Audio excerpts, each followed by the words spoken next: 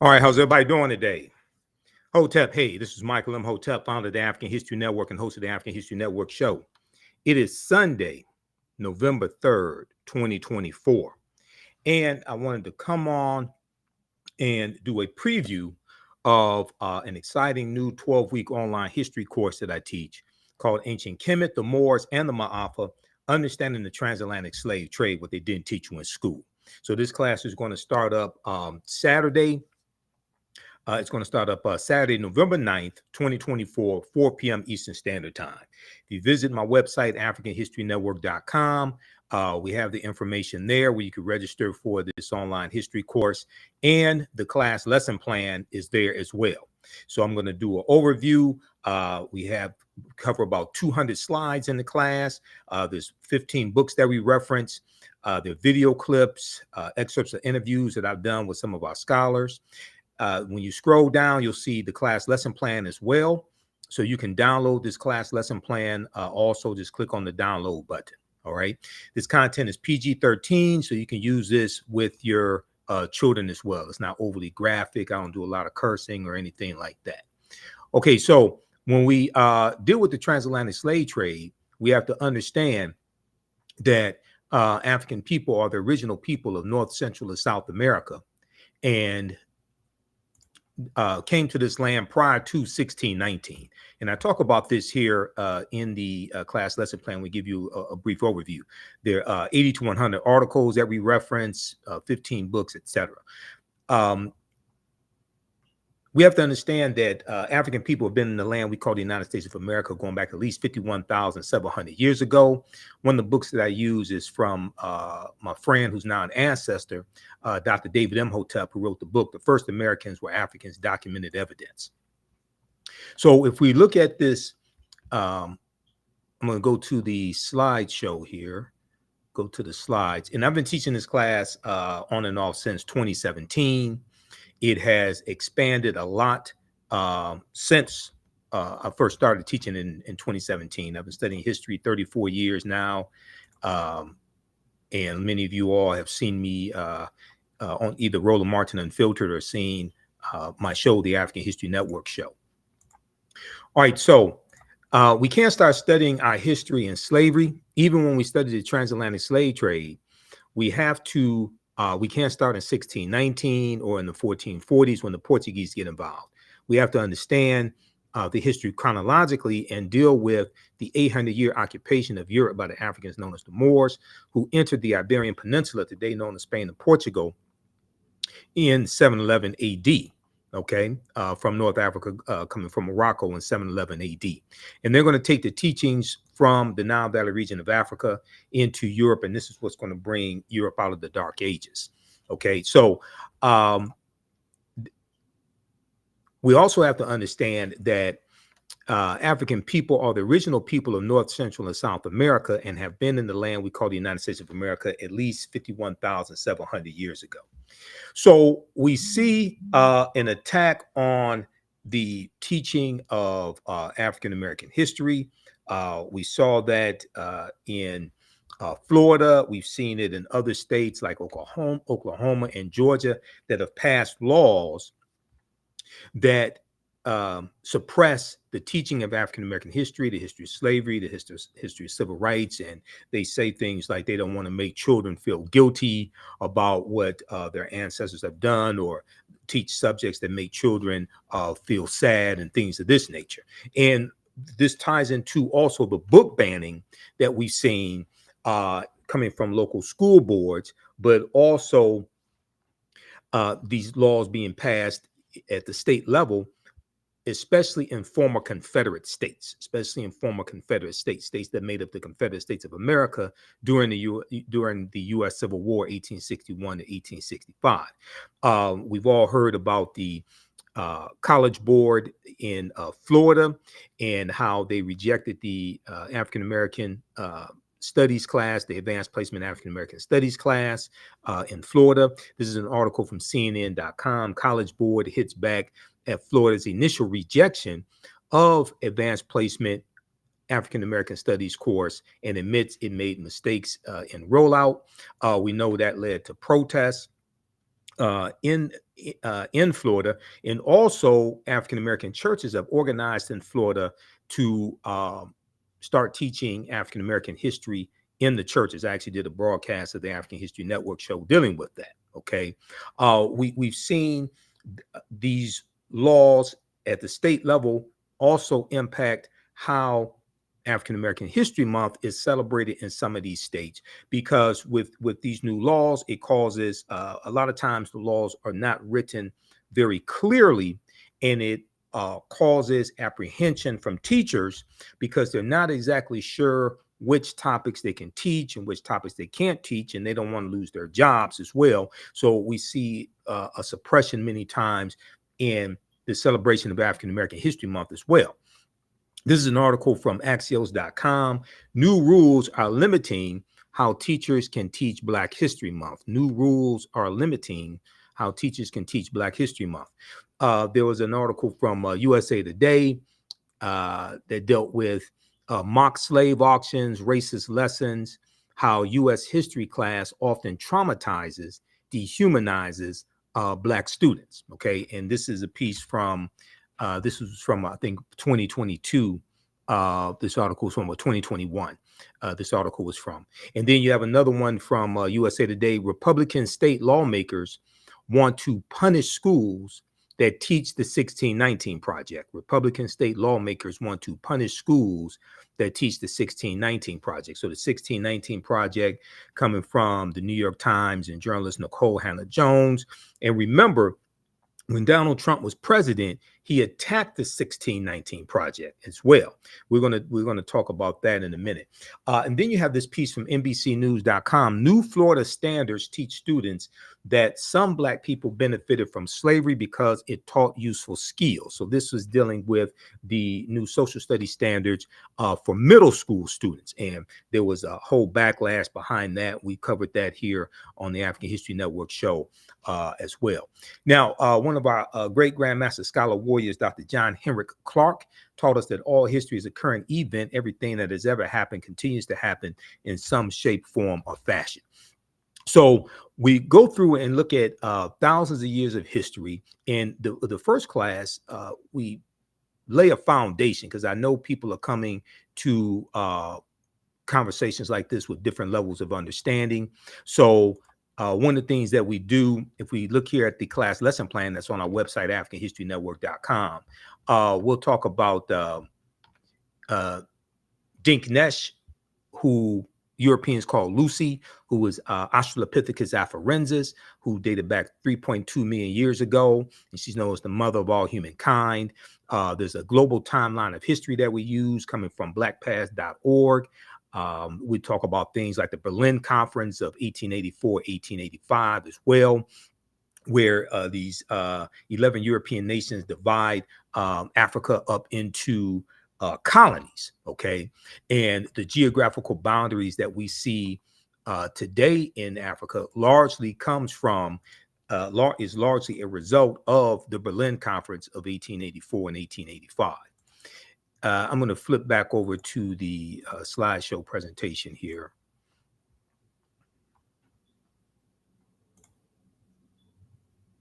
All right, so when we look at Dinknesh, and her remains were found, it was about 40% of the remains, her remains that were found, and she got the name Lucy from the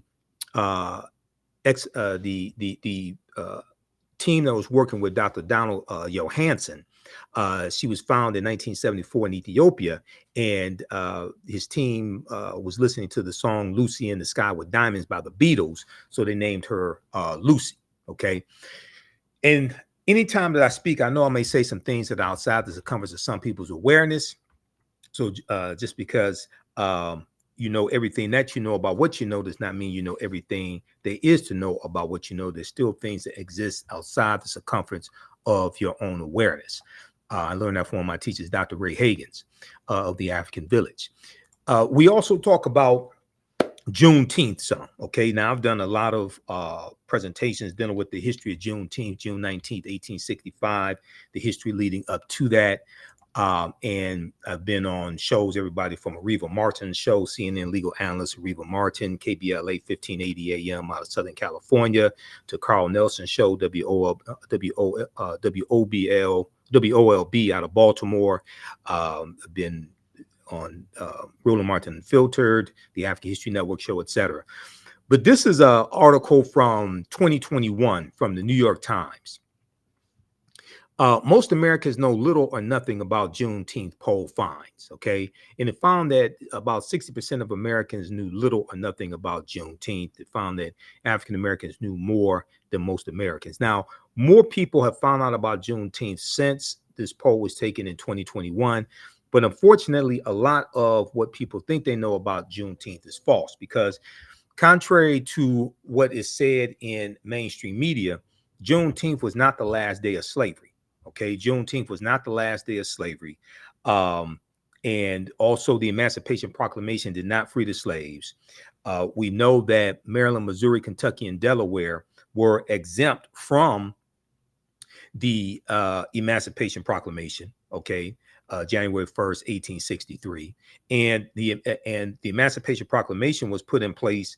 It was not designed to free the slaves. It was an ultimatum that Lincoln gave the South, and it was designed to bring the South back into the Union. That was the goal. It was designed to bring the South back into the Union. So I have extensive research on Juneteenth and leading up to it, but also it's important to understand that Kentucky and Delaware did not abolish slavery until December 18th, 1865, when the 13th Amendment was adopted. Okay, so this is 6 months after Juneteenth. So how could Juneteenth be the last day of slavery? But I can constantly hear in mainstream media them misstating what happened. And even this past June for Juneteenth, I heard on MSNBC and CNN, things like this, them saying that, you know, this was the last day of slavery, etc. No, it was not. And Major General Gordon Granger, when he delivers General Order Number 3 on June 19th, 1865 in Galveston, Texas, there are about 250,000 enslaved Africans all throughout Texas, okay? All of them did not get the news on the same day. All of them did not get the news that they were free on the same day. It's going to take Major General Gordon Granger almost a year to go all throughout the state of Texas. And when he goes in, he has about 2,000 Union troops, most of them African-American men. They have to physically bring Texas back under the control of the Union, because Texas was part of the Confederacy. So it takes almost a year to go through Texas and deliver General Order Number 3 and physically bring Texas back under control of the Confederacy. So June 19th, 1865, even though it did happen, that was the agreed upon date to celebrate Juneteenth and celebrate enslaved Africans in Galveston, Texas, as well as Texas getting the word that they were free. But they did not all get the word on the same day. Okay, they were riding on horseback, not in Escalades. Major General Gordon Granger, they were not riding in Escalades. They didn't have social media. Okay, so that's something else that you learn when you dig into this history. All right, now it's important to understand that Maryland did not abolish slavery until November 1st, 1864. November 1st, 1864. So this is almost 2 years after the Emancipation Proclamation. There's a really good article that I use in the second class that I teach, Black Resistance Movements, 1492 to 1968, from Christopher Columbus to the Haitian Revolution to the Black Power movement. It's called The Not Quite Free State of Maryland. The Not Quite Free State of Maryland. And this piece is from the Washington Post. And it talks about how Maryland dragged its feet when it came to ending slavery. Okay. If we flip over to this here, I just pulled this article up. I want to show this to you. How's everybody doing? Give us a thumbs up, give us a heart, give us a like on this broadcast. You can visit my website, AfricanHistoryNetwork.com. Register for this online course right now, this 12-week online course. We do the sessions live. All the sessions are archived and recorded. You can go back and watch it anytime. So you don't have to be live in class to watch it. You can go back and watch it a year from now, 2 years from now. You'll still have full access to the class. And the content is PG-13, so you can use this with your children. It's not overly graphic. I don't do a lot of cursing, anything like that. The not quite free state. Maryland dragged its feet on emancipation during Civil War. So this is from September 13th, 2013 by Miranda Spivak.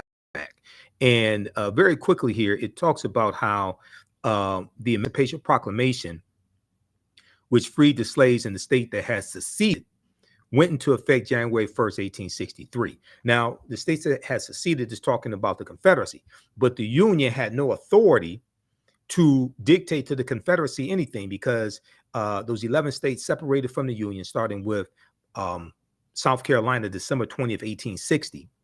And they're going to set up their own government. They're going to form the Confederate States of America in early 1861, right around February 1861. They form the Confederate States of America.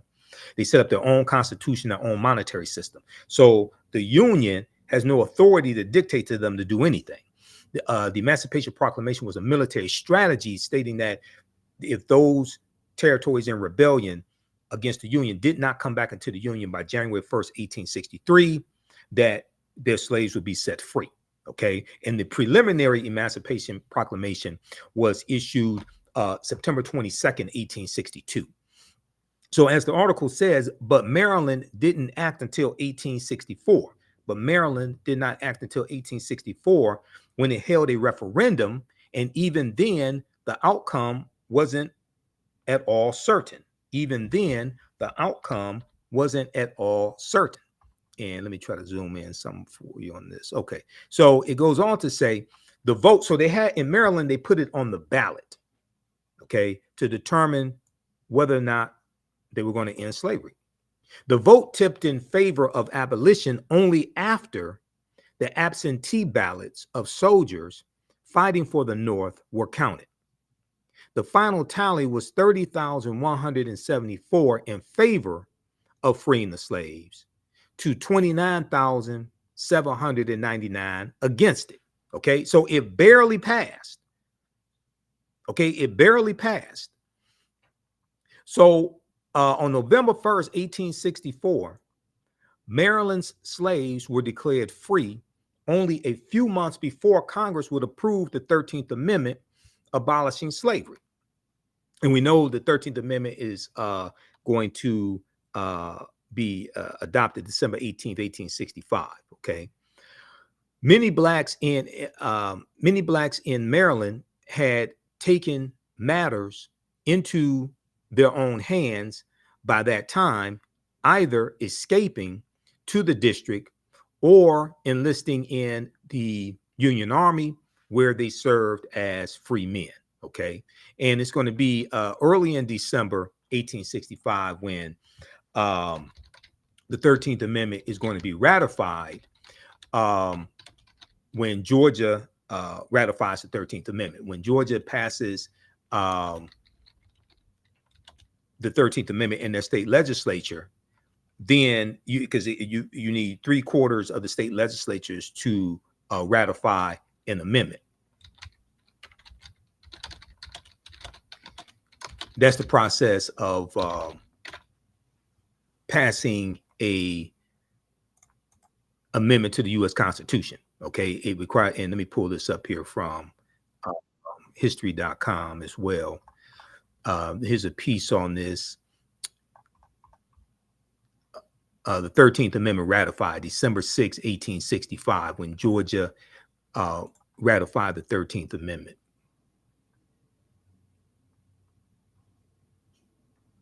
Okay, hold on if I can. Let me show you this article here. So to amend the U.S. Constitution, the bill has to pass both the House and the Senate by 2/3 majority vote, and then it has to be ratified by 3/4 of the state legislatures by 2/3 majority vote, which means the state legislatures have to vote on it as well. So this is from history.com, official website of the History Channel. We use resources and articles from a number of different sources. History.com is just one of them. On December 6, 1865, the 13th Amendment to the U.S. Constitution, officially ending the institution of slavery, is ratified. Quote, neither slavery nor involuntary servitude, except as a punishment for a crime whereof the party shall have been duly convicted, shall exist within the United States or any place subject to their jurisdiction. Okay, now, that, as I stated to the Detroit Reparations Task Force on March 2nd, 2024, when I gave my historical presentation to them, and it's on our YouTube channel, Michael Imhotep, and on our Facebook fan page, the African History Network, you can go see the presentation, and I did a visual presentation for them. This, the 13th Amendment is based upon a previous law called the Northwest Ordinance of 1787. The Northwest Ordinance of 1787. Which, contrary to popular belief, people think this was created to re-enslave African Americans. No, that's false. And if you watch the extensive interview I did with historian Dr. Darrell Scott, who's a history professor, he was at Howard University. Now he's at Morgan State University. I think he's at Morgan State now. We deal with the history of that clause dating back to the Northwest Ordinance of 1787. Okay, it's and the Northwest Ordinance is one of the main reasons why Michigan, Wisconsin, Illinois, Indiana, Ohio don't have a deep history of slavery and didn't have a large number of slaves. Part of it dealt with the climate, part of it dealt with their economy wasn't largely dependent upon slavery. Just like in Michigan, the economy was not largely dependent upon slavery, but also the Northwest Ordinance of 1787 largely abolished slavery in those areas. Okay, so, but you can watch the presentation that I did and I get deeper into it. Within these words, the single greatest change wrought by the Civil War was officially noted in the Constitution. Now, so they talk about the ratification process and give you some background information on the preliminary Emancipation Proclamation. And here they talk about the Northwest Ordinance as well. I think is Senate.gov has a good article on the Northwest Ordinance of 1787. Senate.gov is the official website of the U.S. Senate, and they have a history section there also. So when I teach this history, I take you to the history section of the U.S. Senate, take you to the history section of the U.S. House of Representatives, things of this nature. Lincoln believed that a constitutional amendment was necessary to ensure the end of slavery. In 1864, Congress debated several proposals. Some insisted on including provisions to prevent discrimination against blacks by the Senate Judiciary Committee, provided the eventual language. Okay, but the Senate Judiciary Committee provided the eventual language. It borrowed from the Northwest Ordinance of 1787, as I stated, when slavery was banned from the area north of the Ohio River. Okay, the Senate passed the amendment in April 1864. So all this was one of the problems, because in the interview that I did with Dr. Darrell Scott, we dealt with the misinformation in Dr. Ava DuVernay's, not Dr. Ava DuVernay, in Ava DuVernay's documentary 13th.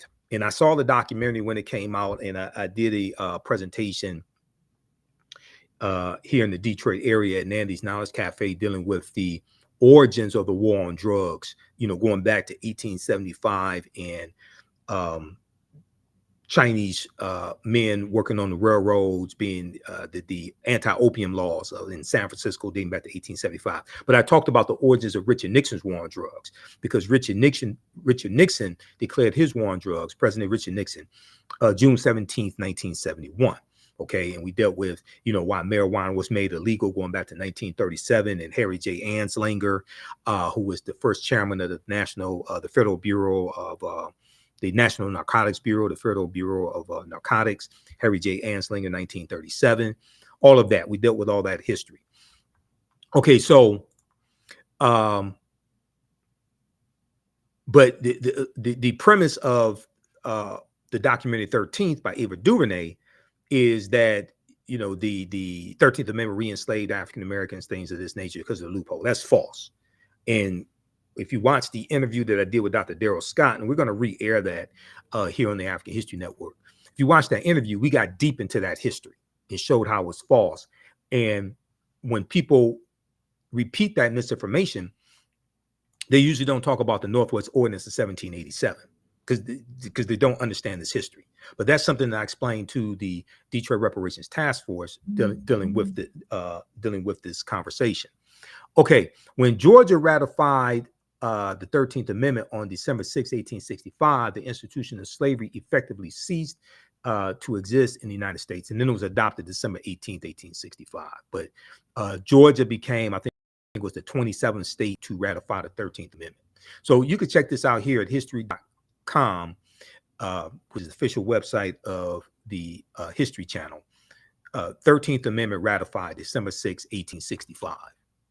So you have some people who say, well, it's all right to celebrate June 19th, commemorate June 19th, but we also have to celebrate December 6th, 1865. I agree. I agree with that. And when we have these celebrations around Juneteenth, and I deal with this, you know, I speak at different Juneteenth celebrations. When we have these celebrations around Juneteenth, it's all right to come together and have fun. But we have to deal with history, economics, law, and politics. History, economics, law, and politics. And we have to correct the history of Juneteenth and protect the history of Juneteenth. This is extremely important. We have to correct the history of Juneteenth and protect the history of Juneteenth. Juneteenth gives us an opportunity to force into a national conversation a history that Republicans especially are passing laws in state legislatures to suppress the teaching of that history in schools. Okay, so Juneteenth gives us an opportunity to do that and correct the misinformation in the media and educate people on this history. And the way you treat a people is largely based upon what you think about a people. What you think about a people is largely based upon what you've been taught about a people. What you've been taught about a people is largely based upon everything you've read, heard, and seen about a people. So this is why Dr. Carter G. Woodson, who co-founded the Association for the Study of Negro Life and History in 1915, and who created Negro History Week in 1926, which became Black History Month. This is why he said the history of African Americans had to be taught in every school across the country, not just in schools that we attended. But he understood that everybody had to learn our history. And if you have seen the interview that I did in early 2024 with my friend Professor Manu Ampem, dealing with ancient African civilizations, one of the topics we got into was dealing with the history of Dr. Carter G. Woodson and his research on Africa, but also the creation of the ASALH, Association of the Study of African American Life and History. Okay. All right. Now, let's continue. Give us a thumbs up, give us a heart, give us a like on this broadcast. And visit our website, AfricanHistoryNetwork.com. If you like this type of information, visit our website, AfricanHistoryNetwork.com, because you can register for this 12-week online history course that starts up Saturday, November 9th, 2024. Classes on sale, $80. You can use this with your children. You can download our lesson plan. We have an extensive lesson plan here for each class session. We cover thousands of years of history and what leads up to the transatlantic slave trade taking place.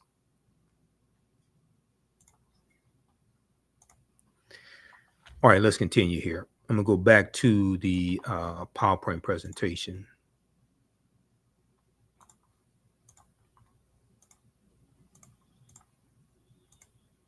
Okay, so a lot of people ask, you know, how you pronounce your last name. Last name is Imhotep, Imhotep. Now, who was Imhotep?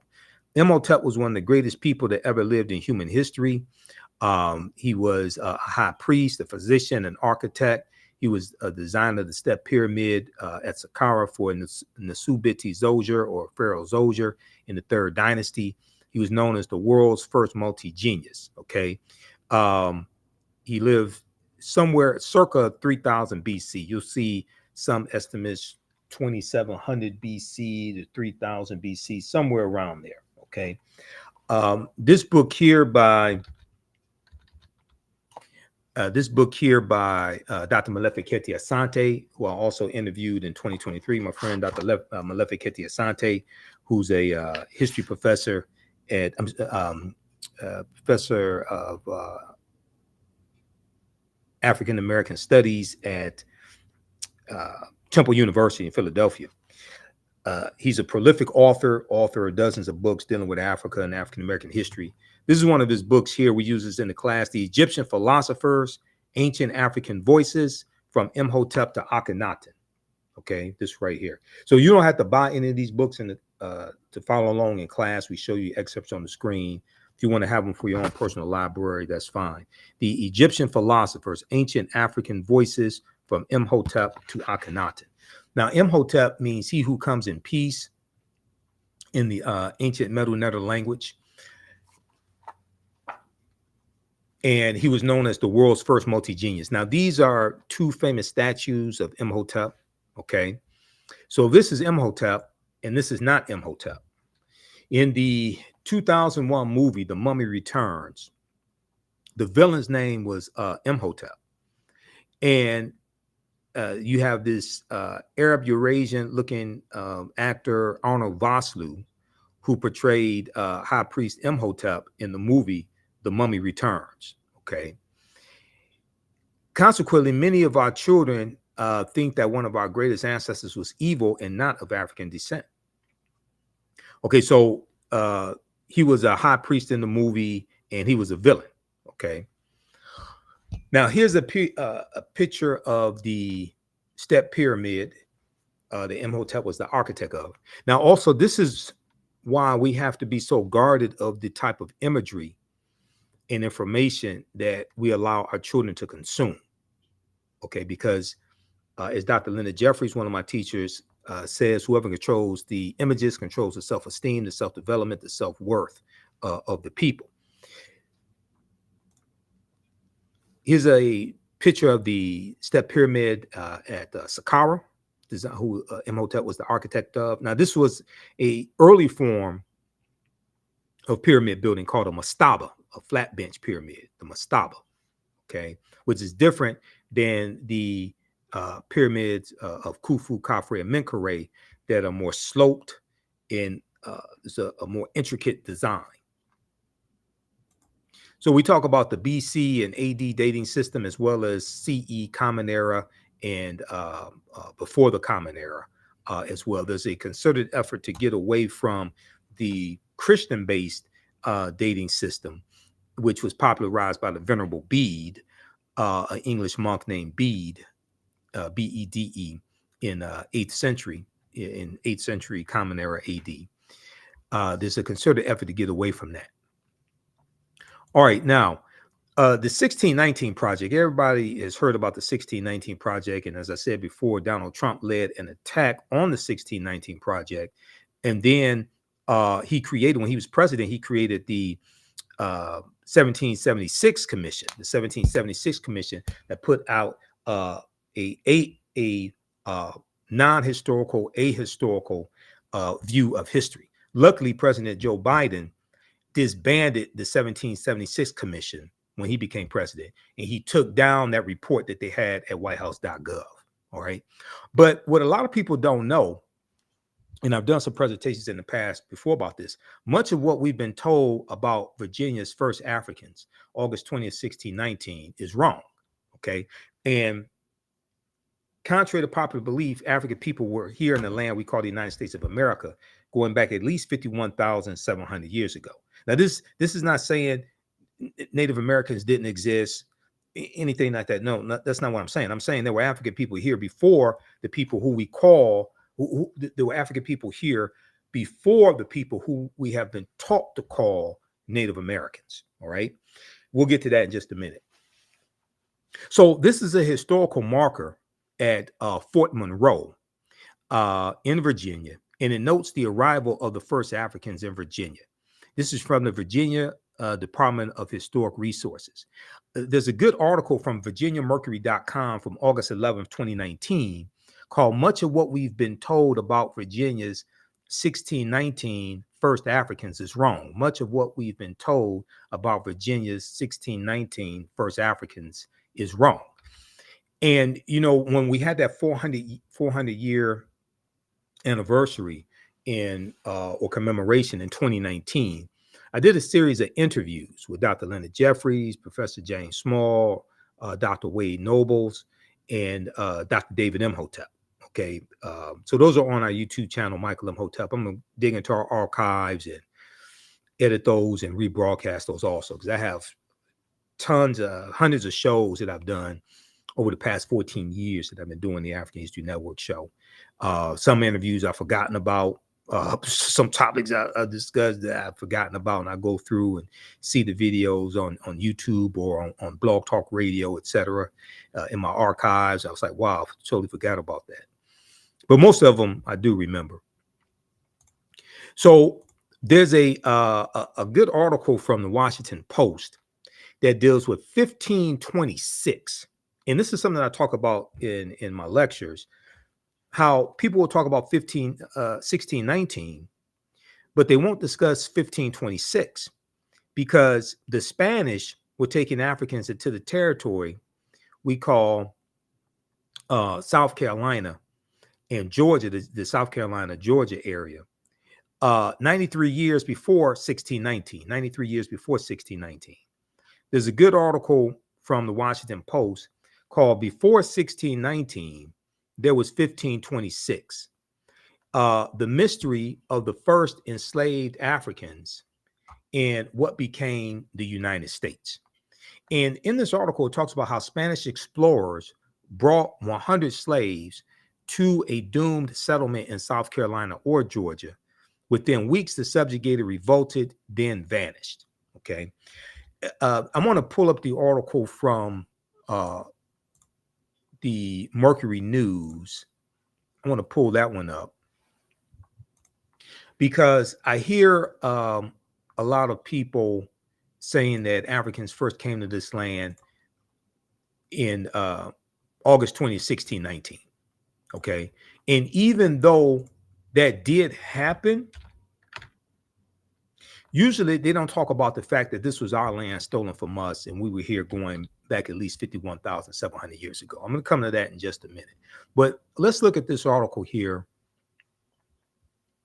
from VirginiaMercury.com. Much of what we've been told about Virginia's 1619 first Africans is wrong. Much of what we've been told about Virginia's 1619 first Africans is wrong. So this is a good article by Rex Springston, August 11th, 2019. And I'm just going to share an excerpt of it, okay? In this piece here, it talks about what really happened, okay, in 1619.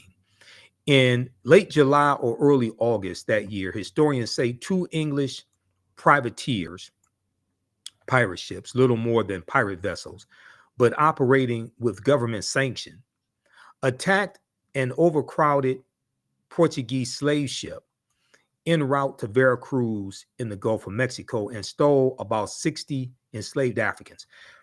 So the Portuguese slave ship was called the San Juan Batista, and they captured about 350 Africans from Angola, okay, and put them on the San Juan Batista. And there were 2 English pirate ships, the White Lion and the Treasurer. They're going to hijack the San Juan Batista and take about 60 African captives. Okay, about a third of them had died on the brutal voyage. About a third of the 350 captives had died on the brutal voyage. In late August, one of the English ships, the White Lion, Lion, the White Lion showed up at Point Comfort at the mouth of the James River in present-day Hampton, Virginia, and sold perhaps 30 Africans for desperately needed supplies. So it would say 20 and some odd. So around 20, maybe 30, but 20 and some odd Africans. Was that the beginning of slavery in the New World? No. Historians say the Spanish had enslaved Africans in present-day Latin America for more than a century. The beginning of slavery in what became the U.S. Was this the beginning of slavery in what became the U.S.? No. The Spanish took enslaved Africans to a settlement in the present-day Carolinas in 1526.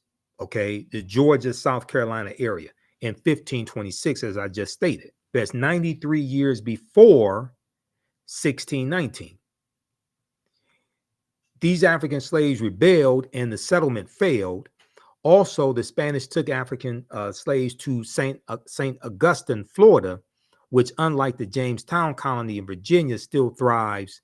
That was in 1565. Okay, and we know that you had Africans being taken into Bermuda in 1616, which was an English colony. It turns out that enslaved Africans were taken to English-controlled Bermuda, part of North America, in 1616.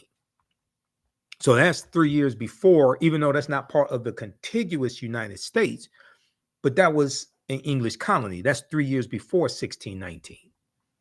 Okay, so read the rest of this article as well, and we deal with this in the class. Much of what we've been told about Virginia's 1619 first Africans is wrong. The other thing that a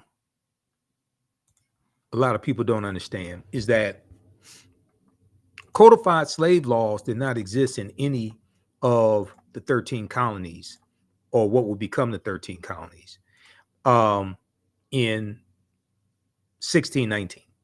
Okay, codified slave laws didn't exist then. If you look at one of the books we use in the class is Before the Mayflower by Lerone Bennett Jr. And I think I have it in this presentation here, the page 40 from the 6th edition of Before the Mayflower.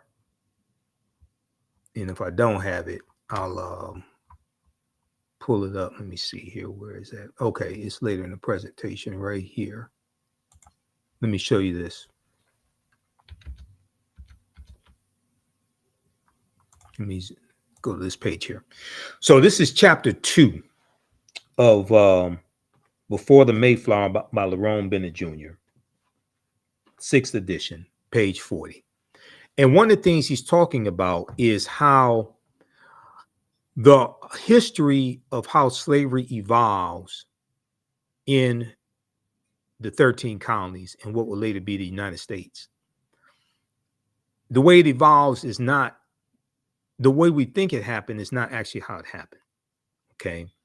And you have to understand Bacon's Rebellion of 1676 in the colony of Virginia.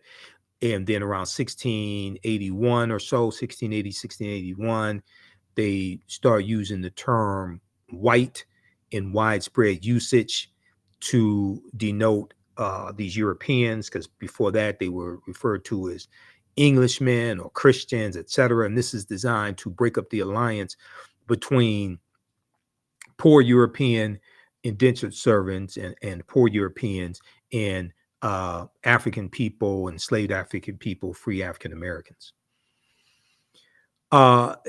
So here on page 40, Lerone Bennett Jr. says, let's pick it up here in the highlighted part. There was, to be sure, prejudice, obsession about race and color.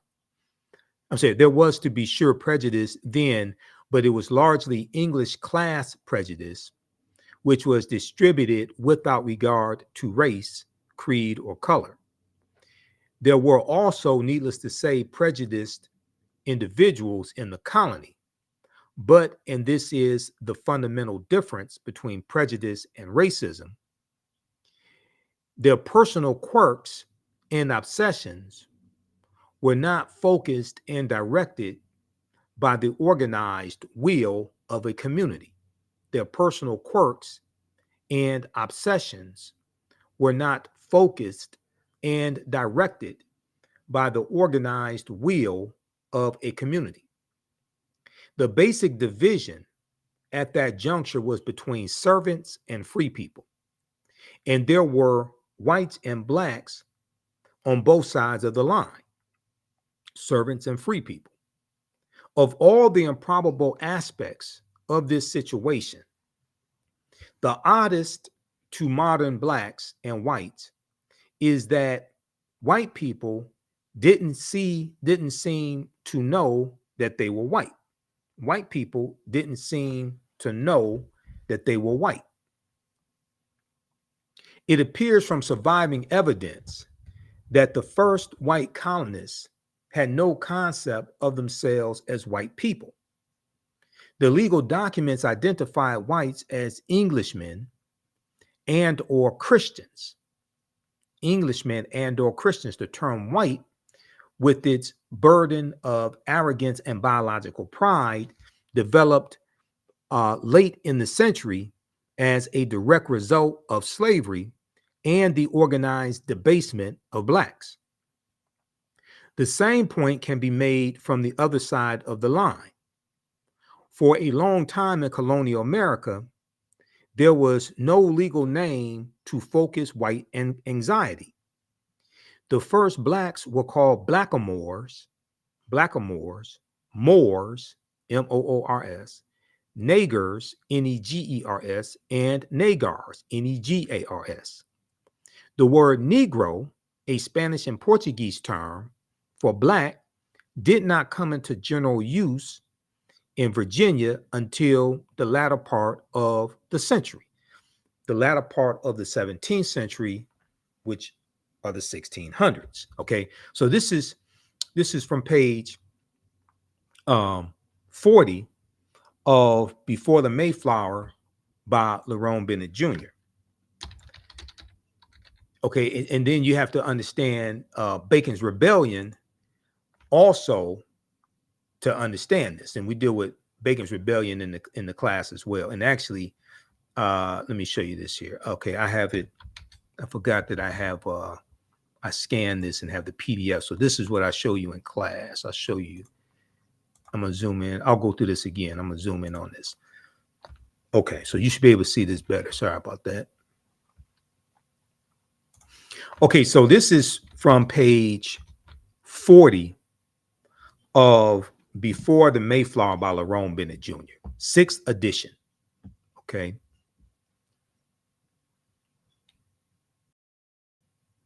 And what he's explaining in chapter 2 is how slavery evolves in the colonies. And the way that we think all of this evolved and happened is different than the way it actually happened. He talks about working together in the same field, sharing the same huts, in the same situation, and the same grievances. The first black and white Americans, aristocrats, accepted. The first black and white Americans, aristocrats, accepted, developed strong bonds of sympathy and mutuality. They ran away together, played together, and revolted together. They revolted together. That's Bacon's Rebellion, for instance, in 1676 in the colony of Virginia. They mated and married, siring a sizable mixed population. In the process, the black and white servants, the majority of the colonial population, created a racial wonderland that seemed somehow un-American in its lack of obsession about race and color. There was, to be sure, prejudice then, but it was largely English class prejudice, which was distributed without regard to race, creed, or color. There were also, let's see, without regard to race, creed, or color. There were also, needless to say, prejudiced individuals in the colony, but this is a fundamental difference between prejudice and racism. Their personal quirks and obsessions were not focused and directed by the organized will of a community. So racism is a system of advantage and privilege distributed based upon race, coming out of the ideology of European white supremacy. Racism occurs when one race of people control the majority of the wealth, power, resources, benefits, privileges, land, access to education, access to opportunity, jobs, etc. And they use that to marginalize, subordinate, and do harm to another race of people by encoding that into the laws, into the legal systems, etc. This is racism. Racism is a system of advantage and privilege distributed based upon race. That's different than prejudice. That's different than somebody having a predisposition to people based upon race, creed, or color, or not liking people, or bigotry, not liking people because of their race or ethnicity or something like that. Racism is a power structure. Racism is encoded into the laws and policies. Okay, so let's go back to this page 40 of Before the Mayflower. Their personal quirks and obsessions were not focused and directed by the organized will of a community. The basic division at that juncture was between servants and free people. The basic division at that juncture was between servants and free people, and there were whites and blacks on both sides of the line of servants and free people. Of all the improbable aspects of this situation, the oddest to many blacks and whites is that white people did not seem to know that they were white. It appears from surviving evidence that the first white colonists had no conception of themselves as white people. The legal documents identified whites as Englishmen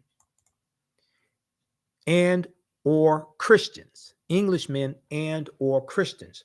The word white, with this burden of arrogance and biological pride, developed late in the century, late in the 17th century, late in the 1600s, as a direct result of slavery and the organized debasement of blacks. So this is going to be after Bacon's Rebellion of 1676. The same point can be made from the other side of the line. For a long time in colonial America, there was no legal name to focus white anxiety. The first blacks were called blackamoors, Moors, Negers, and Negars, Negers, Negers, and Negars, Negars, okay? Blackamoors and Moors, Moors. The word negro, a Spanish and Portuguese term for black, did not come into general use in Virginia until the latter part of the century, latter part of the 17th century, the 1600s, okay? All right, so read this. This is from page 40, Before the Mayflower, 6th edition by Lerone Bennett Jr. Okay, so what he's talking about, then you have the Virginia Slave Codes of 1705, right? Virginia Slave Codes of 1705. In Section 4 of the Virginia Slave Codes makes a distinction between Moors and Negroes.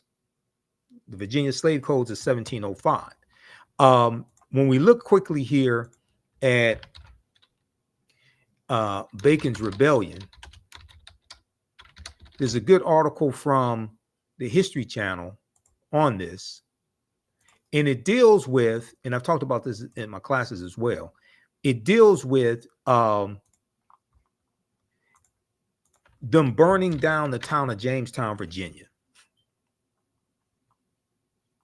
So if you look at this article here, Why America's first colonial rebels burned Jamestown to the ground. How many people know this history? Why America's first colonial rebels burned Jamestown, Virginia to the ground. Bacon's rebellion was triggered when a grab for Native American lands was denied. This is from October 10th, 2023. It was updated, originally August 2nd, 2019, by Aaron Blakemore for history.com. Excellent article. Okay. And here's a depiction of them burning Jamestown, Virginia to the ground right here. Okay, so very briefly here. A lot of people in this group have shot. Okay, so very briefly here. I'm going to skip over some of this. It talks about Nathaniel Bacon. So long story short, what was happening is you had the tobacco plantations in the colony of Virginia, and the white indentured servants and the African and the enslaved Africans, they were both being exploited by the same people. Okay, and the poor whites, all of this, they were both being exploited by the wealthy plantation owners. At the time, wealthy settlers had built profitable tobacco plantations and used their crops to pay high colonial taxes. But for poorer Virginians, times were lean. Only people who owned land could vote, and the indentured servants and poor Virginians who did not felt disenfranchised. Poor farmers had been hit hard by falling tobacco prices, and many on the borders of the colony's frontier wanted to expand westward. There they faced threats from Native Americans intent on protecting their ancestral lands. When the colonists called on their governor for military support, he refused. Okay, let me fast forward to this. Okay. Okay, so they talk about Nathaniel Bacon, and let's go here.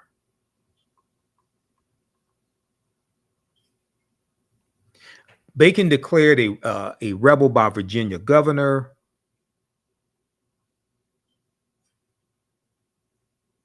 In response, Governor Berkeley declared Nathaniel Bacon a rebel and scheduled elections for a new assembly to solve the problem for good. But Bacon was immediately elected to that legislative body, and when he headed to Jamestown, Virginia, to begin his tenure there, he was met with a chilly welcome. Okay, so Bacon gathered his troops. A few weeks later, he marched toward Jamestown, Virginia, with 500 supporters, the rebels, and another demand to lead the colony into war against Native Americans. As Nathaniel Bacon's men stood off with Governor Berkeley's men, the governor opened his shirt and showed Bacon his bare chest. Quote, "Here, shoot me," yelled Governor Berkeley, daring Nathaniel Bacon to shoot. Instead, let me see, what the hell, where did that go? Okay, instead, Nathaniel Bacon retreated, traveling throughout Virginia, recruiting other disgruntled rebels. Let's see here. Okay. In response, Nathaniel Bacon and his men rushed into Jamestown, Virginia, burning and pillaging as they went. On the night of September 19th, they torched the entire town, burning it to the ground. This is the entire town of Jamestown, Virginia. On the night of September 19th, they torched the entire town, burning it to the ground. As the embattled governor fled, Nathaniel Bacon's supporters terrorized what remained of the town and the governor's supporters. Okay. Now, I don't know if this was the inspiration for the song, the roof is on fire. We don't need no water. You know, you remember that song? I don't know if if Bacon's rebellion and them burning down the town of Jamestown, Virginia was the inspiration for that. Maybe it was. I don't know. Okay. But what's going to happen is this is going to cause a drastic shift in the history that we still feel today.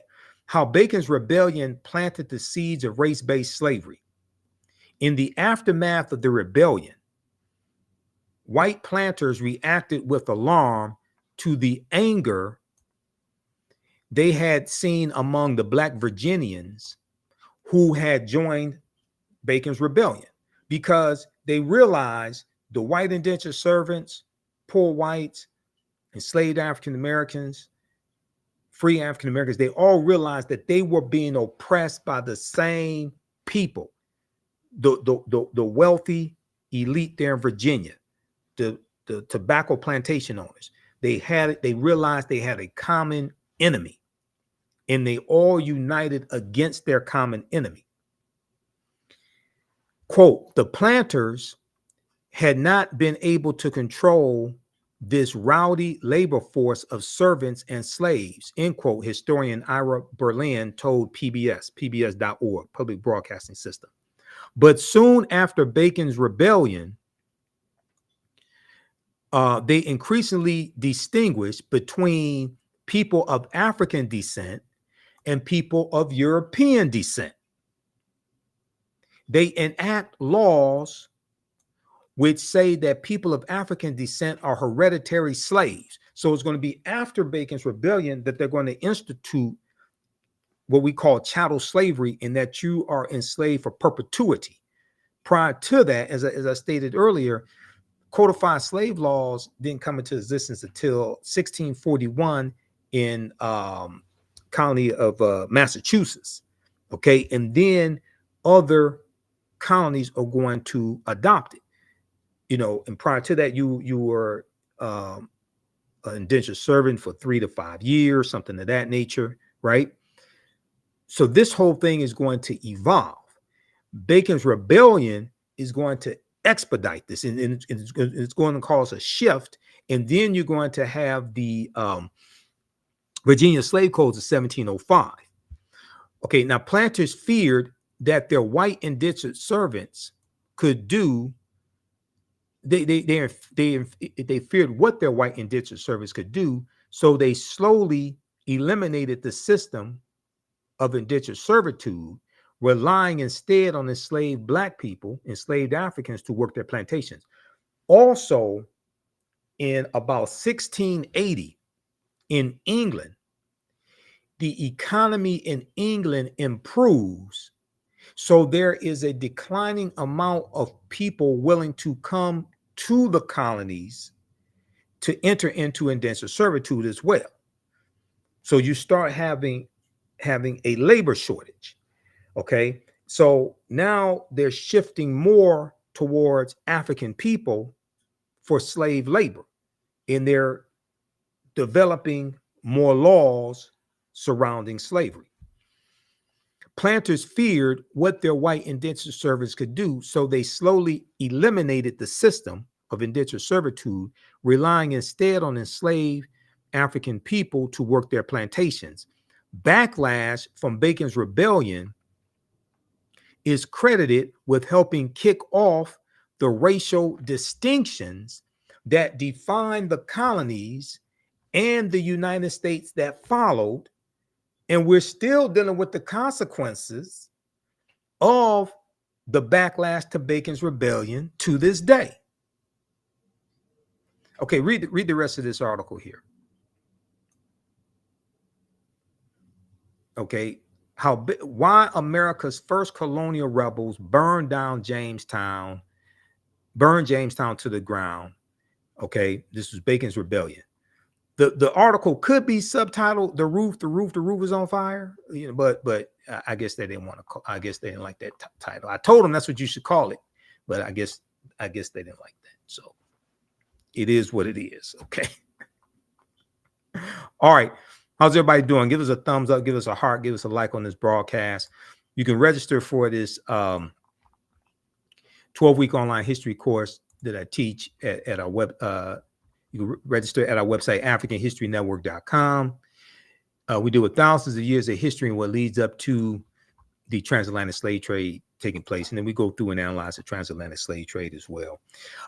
It's called Ancient Kemet, the Moors, and the Ma'afa, Understanding the Transatlantic Slave Trade, what they didn't teach you in school. Class number 1 starts Saturday, November 4th, 2024, 4 p.m. Eastern Standard Time. So we do the classes live. All the sessions are archived and recorded.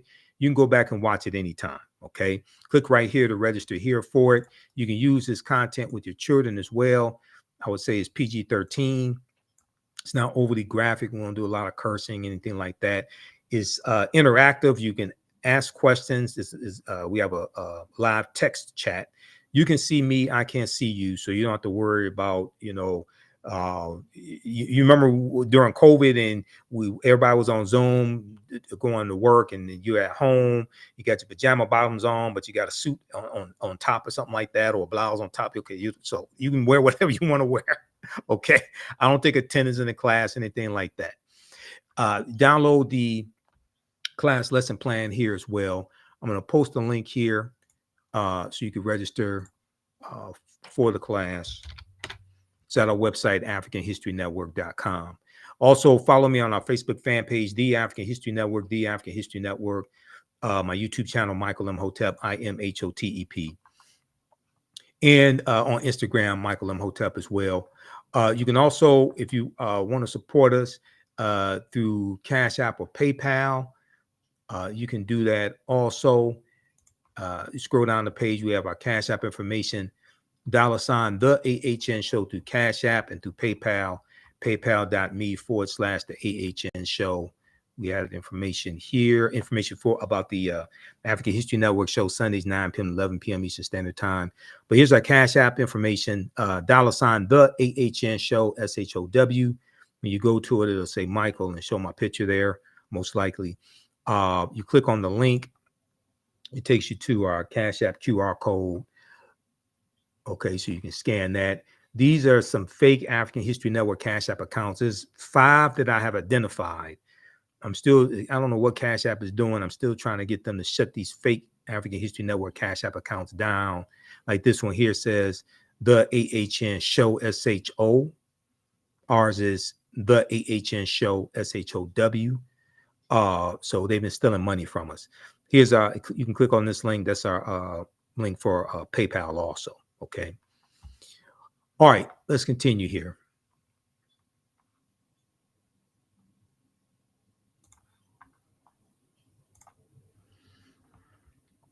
Let me go back to the PowerPoint presentation.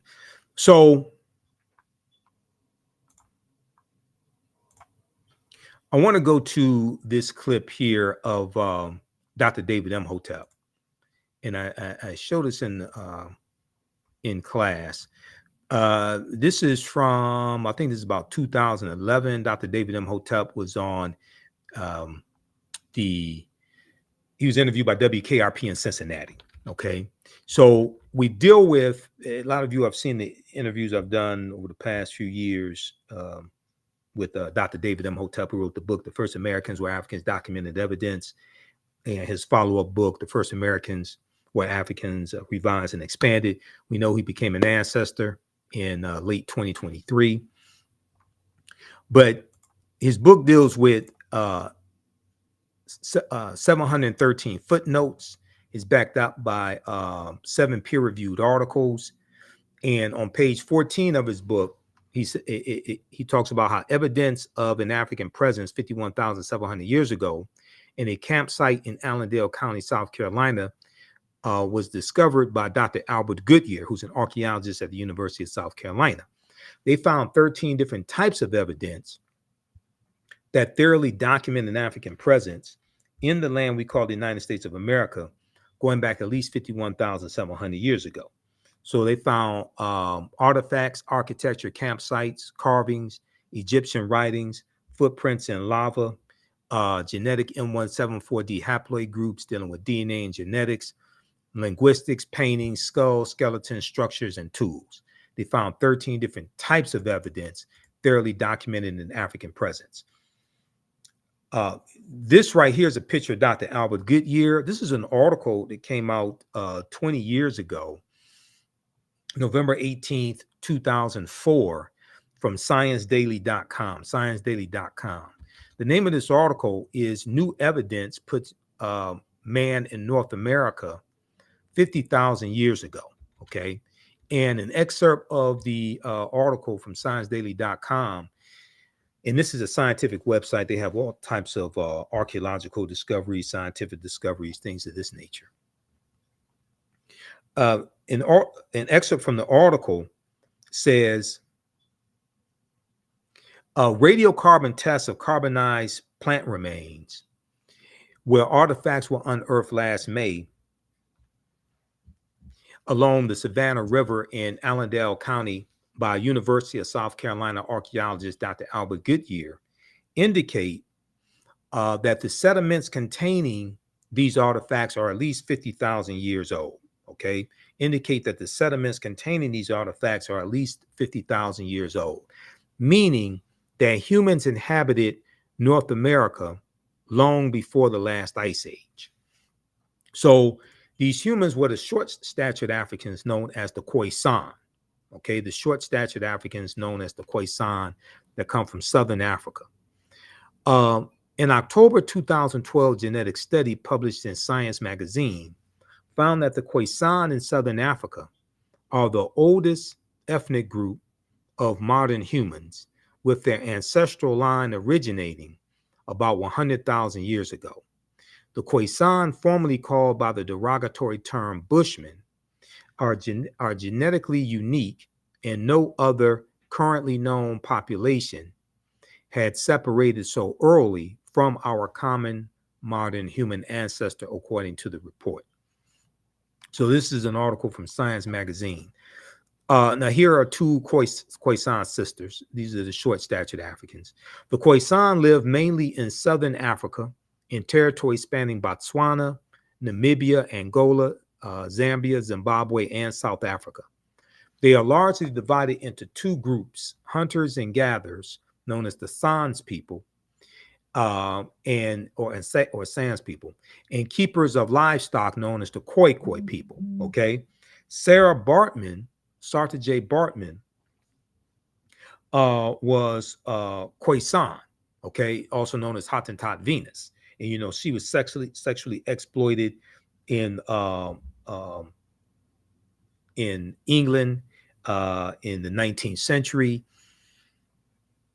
The Khoisan languages include the distinctive click sounds that are not found in the languages of their neighbors. Okay,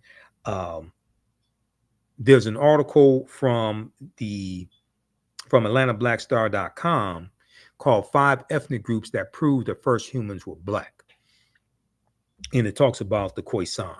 Okay, now here is the Dr. David Imhotep on being interviewed on WKRP in Cincinnati, Channel 5. For those that remember the TV show with Venus Flytrap and Lonnie Anderson from the late 1970s, early 1980s, about the radio station WKRP in Cincinnati, there really is a WKRP in Cincinnati. I don't know if there's a radio station, but there is a TV station. Let's go to this clip.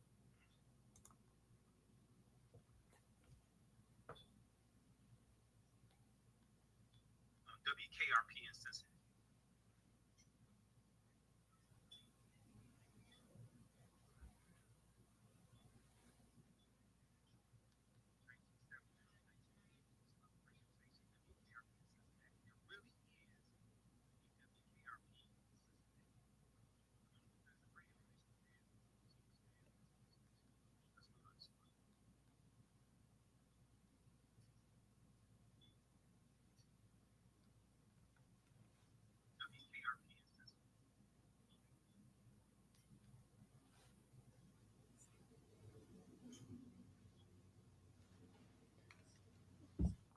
We're boating 130,000 years ago, and I beg to differ. Last year. Wow, and we should say, and we have a picture of the book too, and it's the first Americans were Africans, and we were talking about Dr. Ivan Van Sertima because I remember back in the 1980s, my dad took me to hear him. He came here to Cincinnati, and his book was "They Came Before Columbus," and he talked about how Africans were here. He had a lot of, great research information, and so it was just kind of eye-opening. But we haven't heard a lot about that recently. So tell us how you got involved here. I'm showing that Africans not only came before Columbus, they came. Wow, and we should say, and we have a picture of the book too. It's the first Americans were Africans, and we were talking about Dr. Ivan Van Sertima because I remember back in the 1980s, my dad took me to hear him. He came here to Cincinnati, and his book was "They Came Before Columbus," and he talked about how Africans were here. He had a lot of, great research information, and so it was just kind of eye-opening. But we haven't heard a lot about that recently. So tell us how you got involved here. I'm showing that Africans not only came before Columbus, they came before the Indians. So you're going even farther back. I'm going farther back, at least 56,000 years old. Okay, now we've got a graphic up here about 130,000 years ago. Yeah, well, they sailed over here. And when I lecture, people say, well, wait a minute, humans weren't sailing, let alone they were boating 130,000 years ago. And I beg to differ. Last year, New York Times quoted the BBC, and they wrote an article on how in Crete they have found a stone industry of stone tools dating back to at least 130,000 years. And Crete has been an island in the middle of the Mediterranean for 5 million years. So they had to sail, and it was a continuous civilization, which means they were going back and forth. They knew how to navigate. So if they got to Crete 130,000 years ago, it's easy 70,000 years later that they could make it to the Americas at 56,000 years ago. Right. That's really, now how did you even get back to this research? I mean, this is just, did you start by reading They Came Before Columbus, and then you expanded on that research? Yes, you see, that was 36 years ago, Dr. Van Sertima's book came out, and this information is piled on for 36 years. So many different things, so many cutting edge articles and things have been found since then. Yeah, and so what's the reaction you get when you talk about how Africans came here even before Native Americans? People are amazed. They're shocked. They're shocked. First come shocks, and then they're smiling, and some frown, of course. And then, and what about the school systems? Because, have we gotten this information to the educational system? Not yet. The book has only been out for a month and a half. And what kind of feedback are you getting though when you go around and talk about this? I mean, I'm assuming you're doing lectures around the country. Yeah, well, I always bring my peer-reviewed articals. Okay. Because my thesis, which is the same as my title, "The First Americans Were Africans," is backed up by 7, soon to be 8, peer-reviewed journal articles, which is the height of academia. Wow. And so you've got credibility. I mean, people can see this research. What do you think? Do you think this is going to change history at all? Well, for hundreds of years in Europe, people thought the world was flat, and it took a while for them to be able to say the world was round in order to go out there and navigate and see that it was indeed round. So it's going to take a little while for them to get around this, but it will happen. And so what part of Africa were the Africans from who came to Brazil? Well, the DNA, the Genome Project found that the earliest ones, the ones that they found in Tierra del Fuego, in the very tip of South America in 1874, 1876, were the short Africans, the Khoisan, who spoke with clicks like that. The Gods Must Be Crazy did a movie on that. Yeah, I remember that. Yeah. Yes. So they have about the Coca-Cola bottle that fell in. Yeah. Yes, they have the oldest DNA and the oldest language on the planet, and they were all over. Oh, wow. All over all 3 Americas, as well as Asia. Well, have they done any DNA tests in Brazil to see that? Yes, they have. The Genome Project went all around the world. There are 100,000 people participated. Wow. Taking DNA swabs. And so first we know that it's possible to get over here by canoe. And second of all, the DNA from that group of Africans is in Brazil. The most important thing not to forget to ask me, well, I will tell you that, where do the Native Americans come from? Well, we've always been taught that they came across the Bering Straits from Asia. This is true, but they did not come until 3000 BC. There is no evidence of them coming before 3000 BC. So for 53,000 years, there were nothing but Africans in North, Central, and South America. Wow. When they come over 3000 BC, those two groups, the Africans and the Mongolians, get together, the Asians, get together, and their children are the Native Americans. Wow. This is why the Native Americans do not look Chinese. They are a little different than Chinese. Right. Oh, that's, you know what? I mean, we need to learn. It makes a lot of sense, yes. Dr. Imhotep, and we need to learn our history. All right. So that's an excerpt of that interview. And I interviewed Dr. David Imhotep, I think about 13 times on the African History Network show. Okay, so as I said in the beginning, there's a concerted effort to suppress the teaching of certain types of history in school. History of slavery, civil rights movement, different aspects of African American history, etc. And this is part of Project 2025 to attack diversity, equity, and inclusion, to dismantle the Department of Education. Chapter 18 deals with dismantling the Department of Education. I've actually been on some panels recently talking about Project 2025. So there was on October 18th, 2024, Donald Trump was on Fox and Friends, okay? And he's talking about dismantling the Department of Education. I'm going to show you this clip because I put together a video dealing with this. And it's important for people to understand Project 2025 is let me just show you this here, and I'm going to show you this clip, okay? It's from the Heritage Foundation, okay? I was talking about Project 2025 in 2023 because I found out about it in September, at least by September 2023 on Ali Velshi's show on MSNBC, okay? And then I went back and looked, and I saw some clips going back even to August of them talking about Project 2025. I saw those as well. But I definitely remember September 2023. And he was talking about the Heritage Foundation. I already knew about the Heritage Foundation and Paul Weyrich, who co-founded the Heritage Foundation in 1973. He founded the Heritage Foundation in 1973. But Project 2025 is called Mandate for Leadership, the Conservative Promise. Mandate for Leadership, the Conservative Promise. It was released in April 2023 by the Heritage Foundation, okay? For a lot of people, this was the first that they heard about the Heritage Foundation. And this was the first that they heard about Mandate for Leadership. The Heritage Foundation has been issuing Mandate for Leadership going back to 1981. Now, this website is from the Heritage Foundation.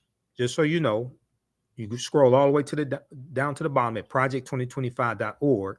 It tells you copyright the Heritage Foundation 2023-2024. Okay.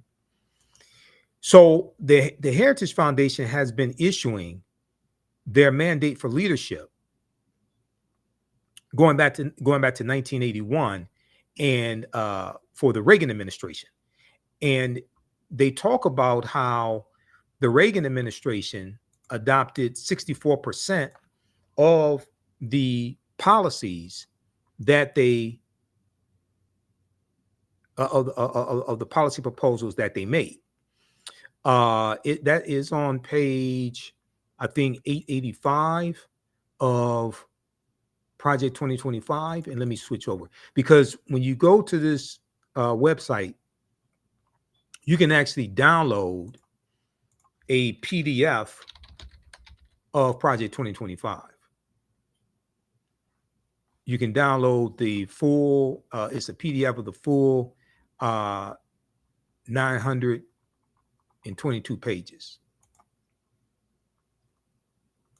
And let me find something here, because I have the PDF here. I want to show you this here. I want the full thing though.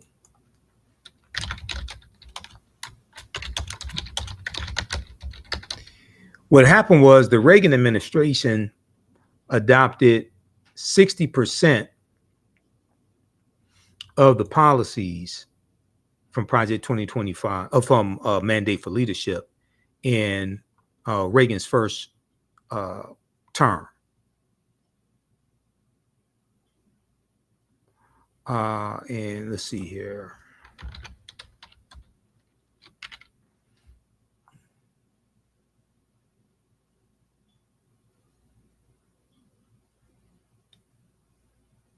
If we look at this article from the Heritage Foundation's website, heritage.org, and I'm going to actually pull up Project 2025 here. Hold on.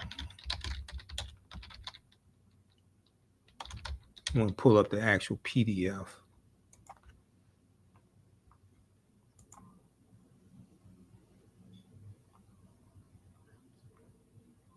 All right. Let's look at this article here, because Project 2025 is also a backlash to the racial reckoning that took place in America after the killing of George Floyd. And you have the attack on critical race theory, attack on diversity, equity, and inclusion, things like this. All of this is connected. If we look at this here, this is from the Heritage Foundation's website, heritage.org. Reagan and Heritage, a unique partnership. This is from June 7th, 2004. June 7th, 2004. In here, it talks about the partnership in 1980. The partnership began in 1980. Ronald Reagan and the Heritage Foundation. It's hard to tell the story of one without much of the others. Heritage was President Reagan's favorite think tank, and Reagan was the embodiment of the ideas and principles Heritage holds dear. The partnership began in 1980 when Heritage provided the president-elect's transition team with detailed policy prescriptions on everything from taxes and regulation to trade and national defense.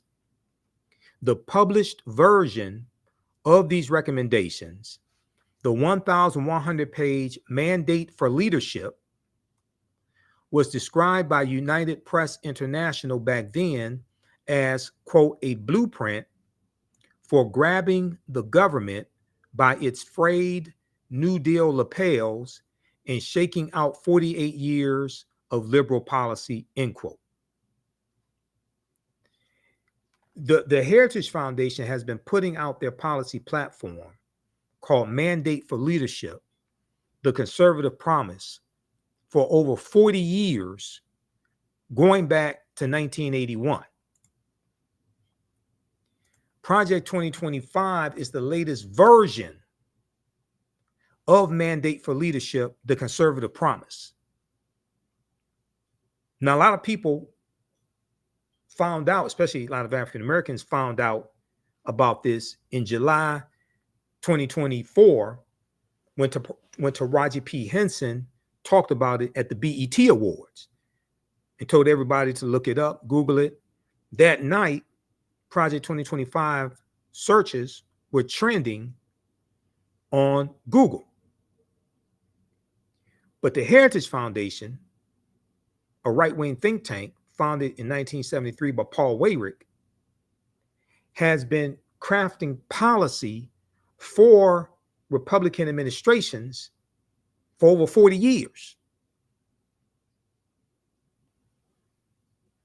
So anybody that thinks there's no coordination between the Trump administration, in the first Trump administration, the Trump transition team, and the 140 people who worked in the Trump administration who helped write Project 2025,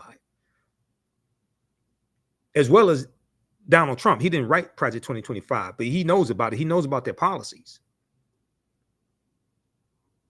Anybody thinks he's ignorant of this and doesn't know anything about it is stupid. Either stupid or ignorant, one of them. Because the evidence is there. In 2017, Donald Trump spoke at a Heritage Foundation conference. And I'm going to show you some more evidence here in just a minute, because see, your understanding of politics is directly related to your understanding of history. So the Heritage Foundation is telling you what they did in the Trump administration. The new president, I'm sorry, in the Reagan administration. They tell you about the Trump administration also. The new president used mandate to help realize his vision of a world free of communism, an economy that didn't crush people's dreams with high taxes and regulations, and an America and an America the world could admire once again. He gave copies to every member of his cabinet, talking about Ronald Reagan, because they printed it. I know Vice President Kamala Harris and other people say, can you believe that they wrote this down? Yes, they've been writing it down for over 40 years. The result, nearly 2/3 of mandates for leadership, 2,000 recommendations were adopted by the Reagan administration. Okay, nearly 2/3. You're talking about right about 64%. Because in one part of Project 2025, they tell you 64% of the 2,000 policy recommendations from the Heritage Foundation and Mandate for Leadership, the Conservative Promise, were adopted by the Reagan administration in Reagan's first term in office. A conservative commentator, William F. Buckley Jr., put it, the foundation had a great hour when Ronald Reagan was elected president and found waiting for him 3 volumes of heritage material designed to help him chart the nation's course in the right direction. It was really the wrong direction. 60% of the suggestions enjoined on the new president were acted upon, which is why Mr. Reagan's tenure was 60% successful, end quote, William F. Buckley said. Now, nobody said that Ronald Reagan wrote Mandate for Leadership, the Conservative Promise. In his second term, Ronald Reagan turned again to the Heritage Foundation for ideas and adopted many of them. He recited 22 specific proposals from Mandate for Leadership 2 in his second inaugural address in 1985, prompting the New York Times to say, quote, while the wording of the president's speech and the foundation's document were different, many of the proposals were strikingly similar. This is the same thing between Project 2025 and Donald Trump's Agenda 47. Many of the proposals are strikingly similar. Nobody said Ronald Reagan wrote Mandate for Leadership 2, but he adopted many of those policies. He adopted in his first term, about 64% of those policies. Okay, so read the rest of this here. This is for all the people that don't understand this background history. And then they give you a timeline of history and coordination between Ronald Reagan and the Heritage Foundation. This is at the Heritage Foundation's website. This is from June 7th, 2004. This article is from 20 years ago. Reagan and Heritage, a unique partnership. Some people may call it a partnership made in hell. You know, we won't go as far as to say something like that. Now, let me show you something else here.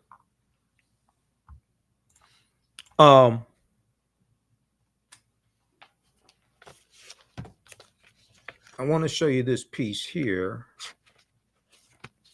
Where is that? This deals with Trump and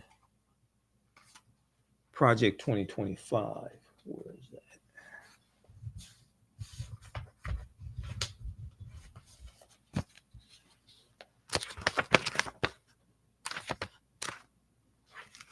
Hold on. I thought I had that.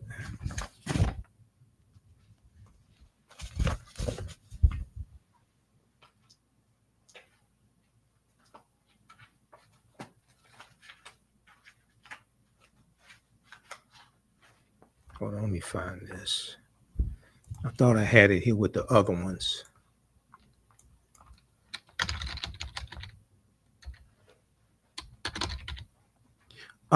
This one deals with how in 2018,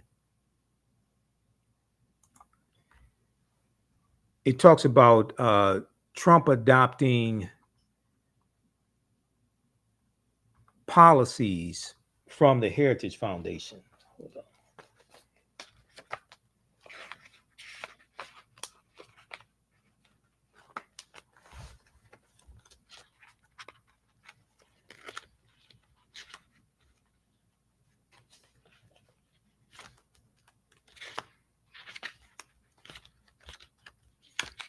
Where is that?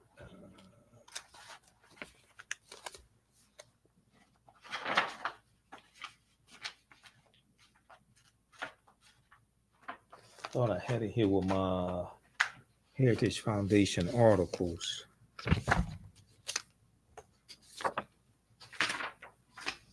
This is it.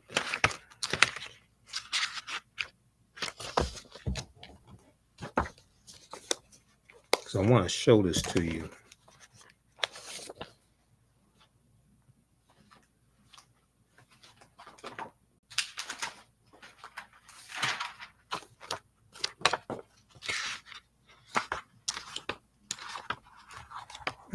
Hold on, I'm gonna have to pull up a different one. What to know about the blueprint?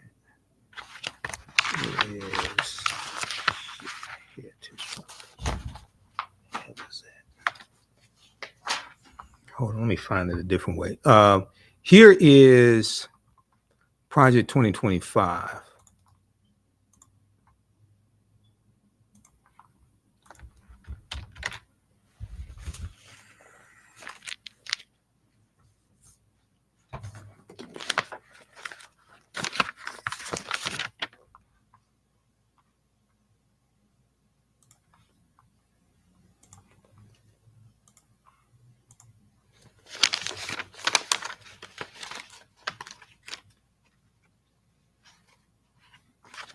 So this is the actual, you can download the PDF from the Heritage Foundation. This is what I'm looking for right here.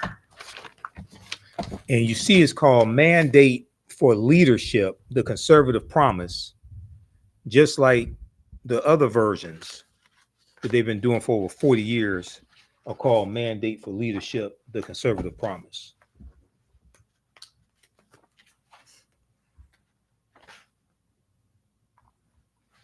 All right, now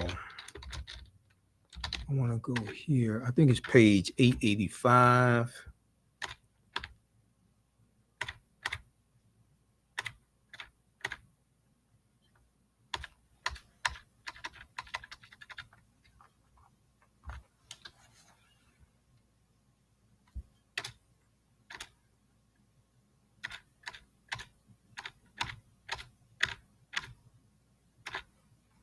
Let me look at something here.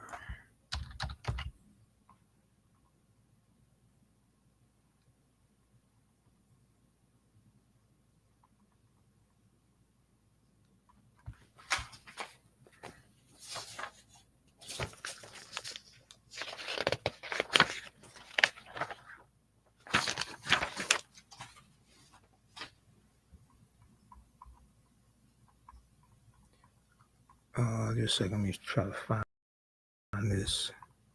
Where is?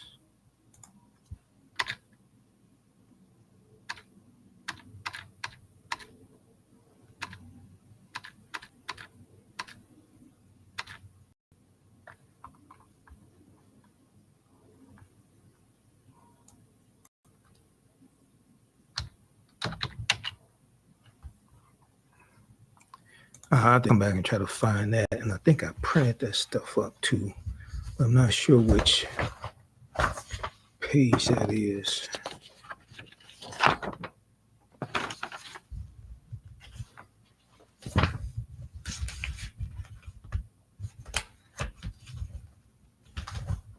Well, let's look at this here.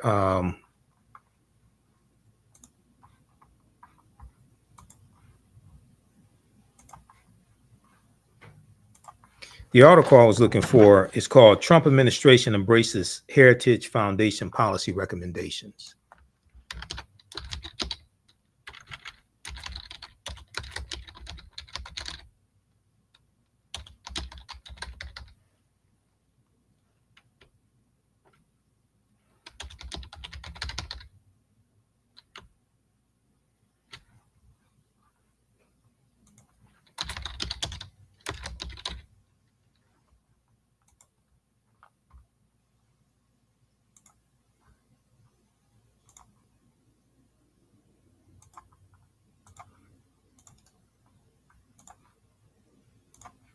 All right, this one right here.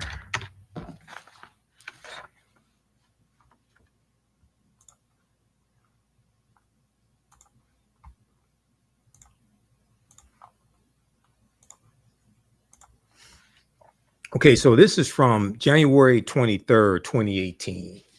Okay. From the Heritage Foundation. This is at heritage.org. January 23rd, 2018. So this is during the Trump administration. It's called Trump Administration Embraces Heritage Foundation Policy Recommendations. And there's Donald Trump. This is Donald Trump speaking at a President's Club meeting of the Heritage Foundation in 2017. So he can't say he doesn't know who they are. In this article here from the Heritage Foundation's own website, it tells you 1 year after taking office, President Donald Trump and his administration have embraced nearly 2/3 of the policy recommendations from the Heritage Foundation's mandate for leadership. Okay, just look at this. Now, he said he don't know who they are. He knows nothing about mandate for leadership, the conservative promise, Project 2025. Is he pleading ignorance of mandate for leadership in 2017 and 2018? Because Project 2025 is not something new. It's a continuation of what the Heritage Foundation has been doing for 40 years, and a continuation of their policy agenda that they publish each election cycle, called Mandate for Leadership, the Conservative Promise.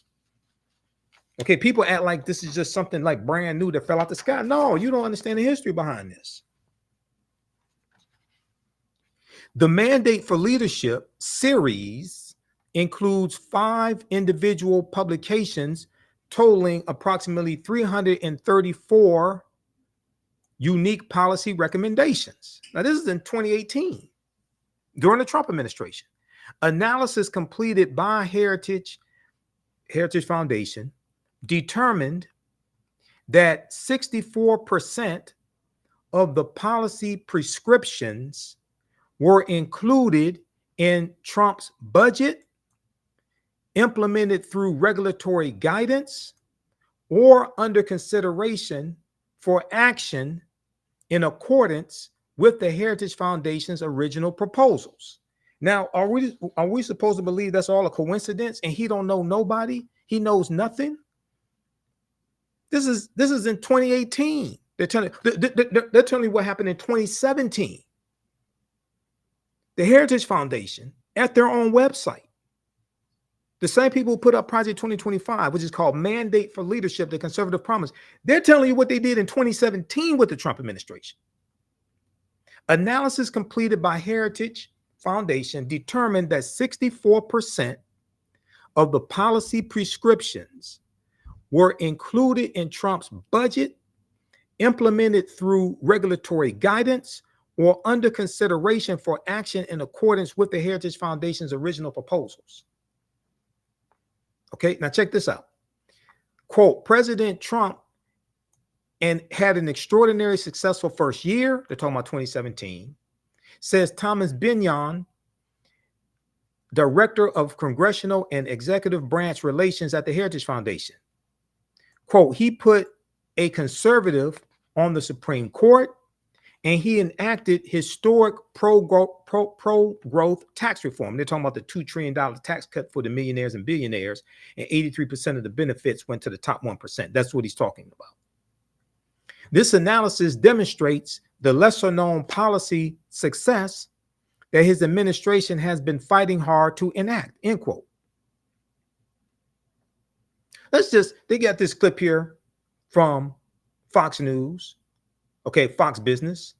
Thomas Binion discusses how Trump, let's see, what the hell? Let's just show this. Because a lot of people don't understand what's been happening the past 40 years. And your understanding of politics is directly related to your understanding of history. And I've heard a number of people that sent me messages on social media and all this stuff. Trump don't have nothing to do with the Heritage Foundation and Project 2025 and things like this. 140. Let me show you something here. I guess I got a ton of, keep in mind, I was talking about Project 2025 and 2023 before a lot of the people out here talking about it now knew about it. Okay. I was talking about before it became huge on MSNBC and CNN, and the Schedule F employees. The change with the Schedule F employees, I found out about that in July 2022 from Jonathan Swan's article from Axios.com. And that was before people started talking about that as well. So when I was speaking to the National Association of Black Counselors, I referenced this article from July 23rd, 2022 by Jonathan Swan. I'll show you that in just a minute here. Let's see. Let me look at, I want to show you this piece from CNN, just so you understand. We can put this in context. Donald Trump claims not to know who's behind Project 2025, right? Just like he said he didn't know who David Duke was, the Ku Klux Klan leader. He said he didn't know who David Duke was. Remember that? And then video came out of him years before talking about David Duke.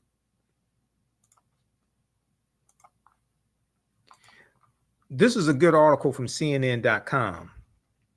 Trump claims not to know who is behind Project 2025. A CNN review found at least 140 people who worked for him are involved. A CNN review found at least 140 people who worked for him are involved. Now, this is from July 11, 2024. So all these people around him know about Project 2025, but he's ignorant. He knows absolutely nothing. Don't know who the Heritage Foundation is. I don't have anything to do with them. I have nothing to do with Project 2025. People that worked in your administration, at least 140, from Dr. Ben Carson to Tom Homan, who headed up the Homeland Security, to Russell Vought, who headed up the Office of Management and Budget, to Ken Cuccinelli. You got all these people that work for you are involved in writing this, but you don't know nothing. 6 of his former cabinet secretaries helped write or collaborated on the 900-page playbook for a second Trump term published by the Heritage Foundation. 4 individuals Trump nominated as ambassadors were also involved, along with several enforcers of his controversial immigration crackdown. And about 20 pages are credited to his first deputy chief of staff. In fact, at least 140 people who worked with the Trump administration had a hand in Project 2025, a CNN review found, including more than half of the people listed as authors, editors, and contributors to Mandate for Leadership, the project's extensive manifesto for overhauling the executive branch.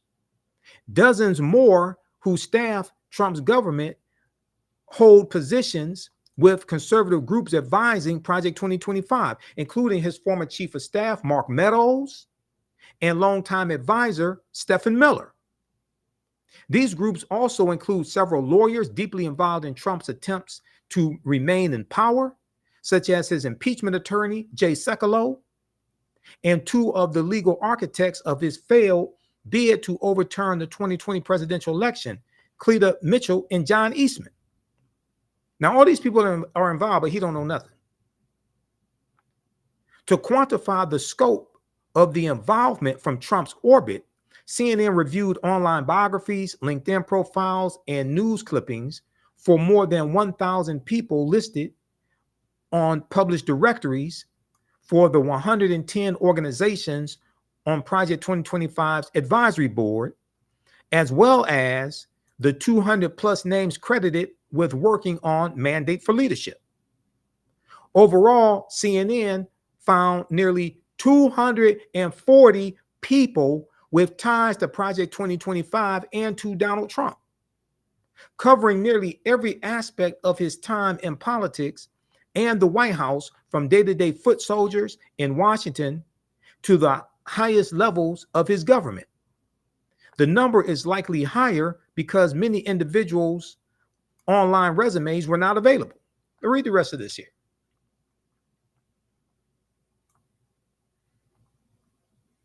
Okay, read the rest of this. Trump claims not to know who is behind Project 2025. A CNN review found at least 140 people who work for him are involved. All right, now I want to go back to this. I want to show this video here from, I said I would show you this video from Fox Business here. Let's go.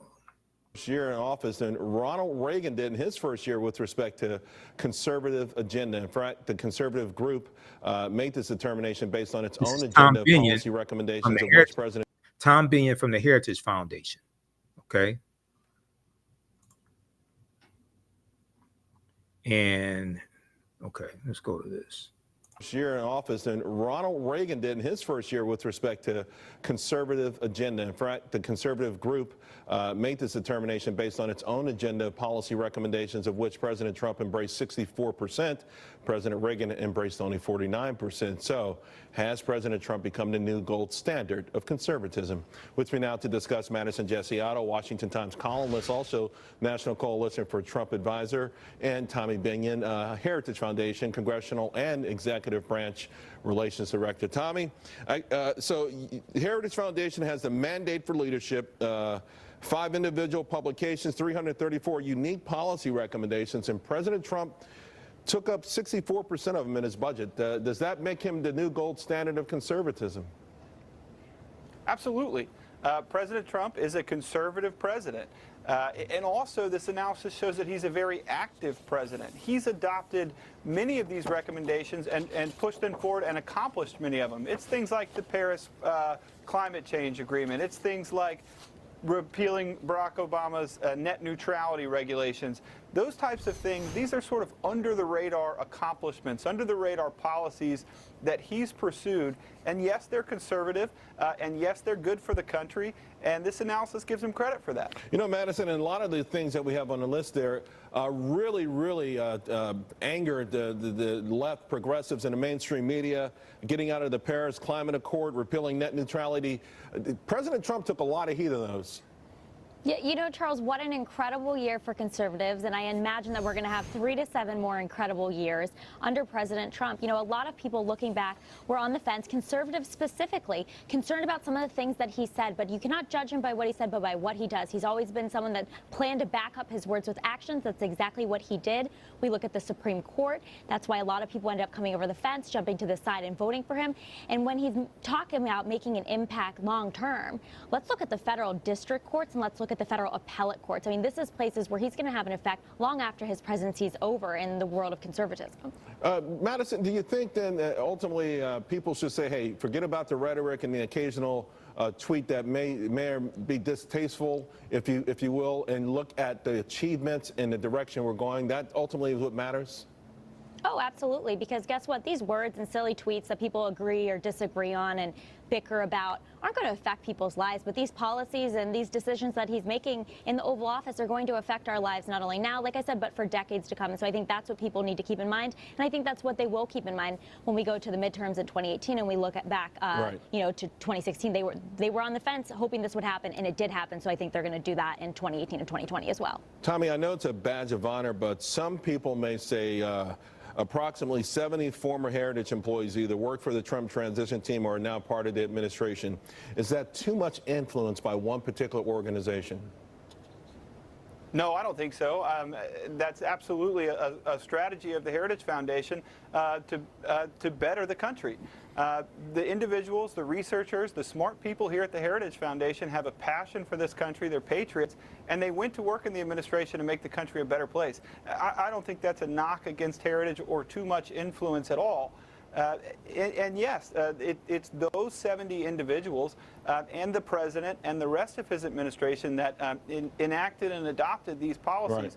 Right. And we believe the reason we work here, the reason we work so hard on these policies is because we believe that ultimately they're going to deliver a better America for the American people. Quickly, before I let you go, Tommy, is there one of the items that ranks high that wasn't adopted that you'd like to still see implemented? I know there's a lot of them, but the one that maybe sticks out the most to you.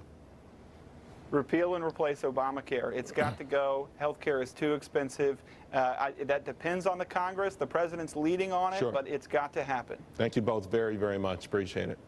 President Trump. All right. So, and once again, the Heritage Foundation wants to repeal and replace the Affordable Health Care Act. Donald Trump has nothing to replace it with. He has a concept of a plan. Okay. These are policies coming from the Heritage Foundation. Now that clip that I just showed you, that clip is from 2018. And let me go to it. Let me try to find where is that? Right here. That is from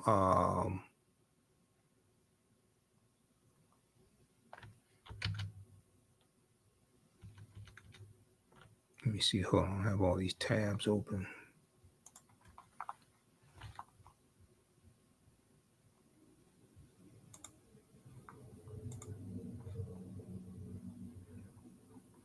That clip is, let's see, what was that?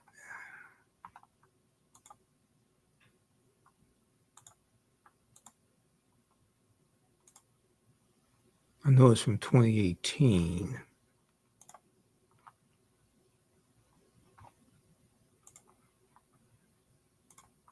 So it's showing you going back then, because this article is from January 23rd, 2018, from the Heritage Foundation. And they're telling you what they've done.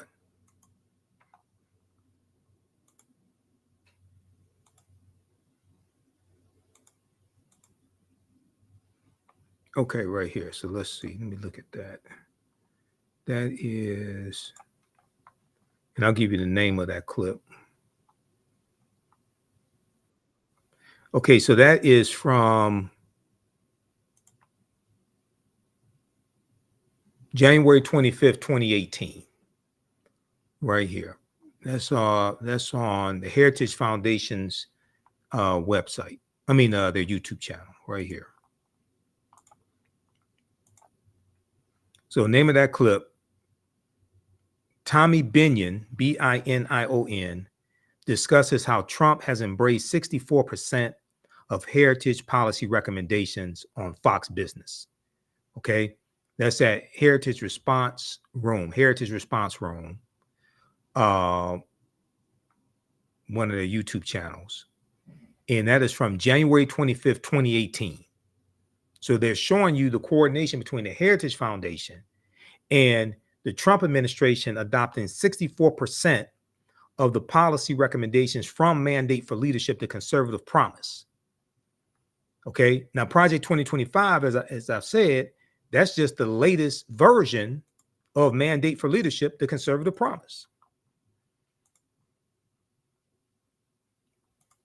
Now, I want to go back to that article here.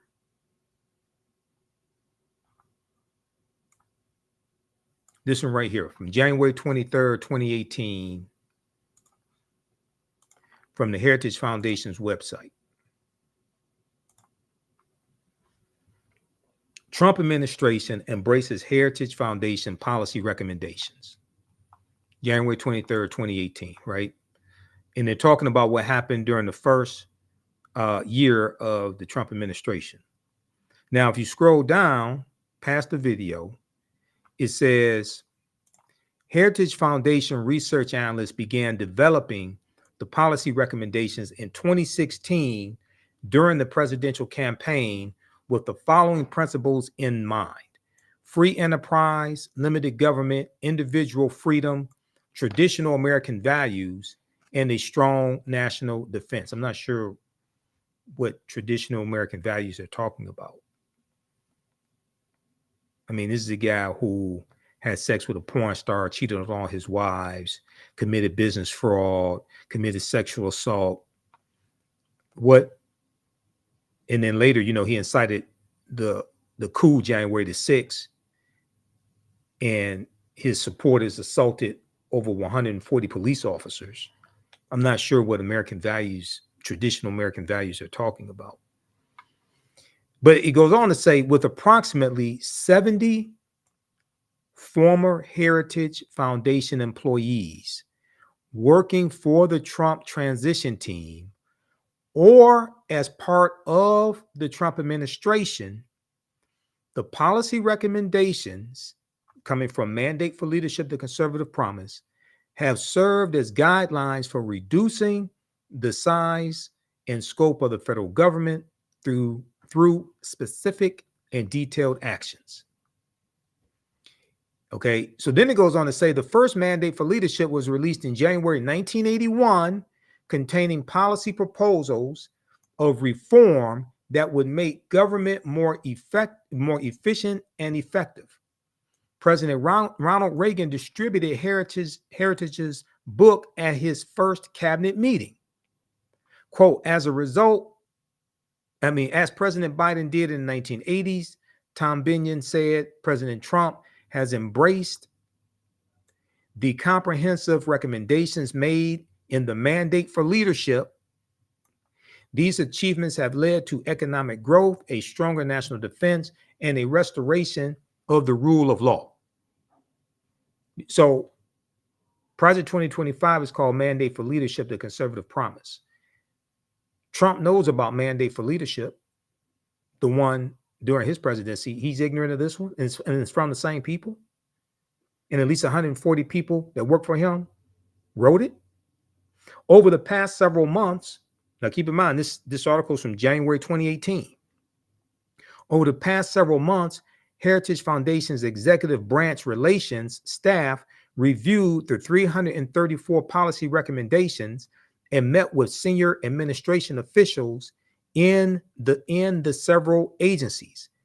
Heritage analysts briefed administration officials on the recommendations, provided additional insight and information, and advocated for reform. Okay, but he knows nothing.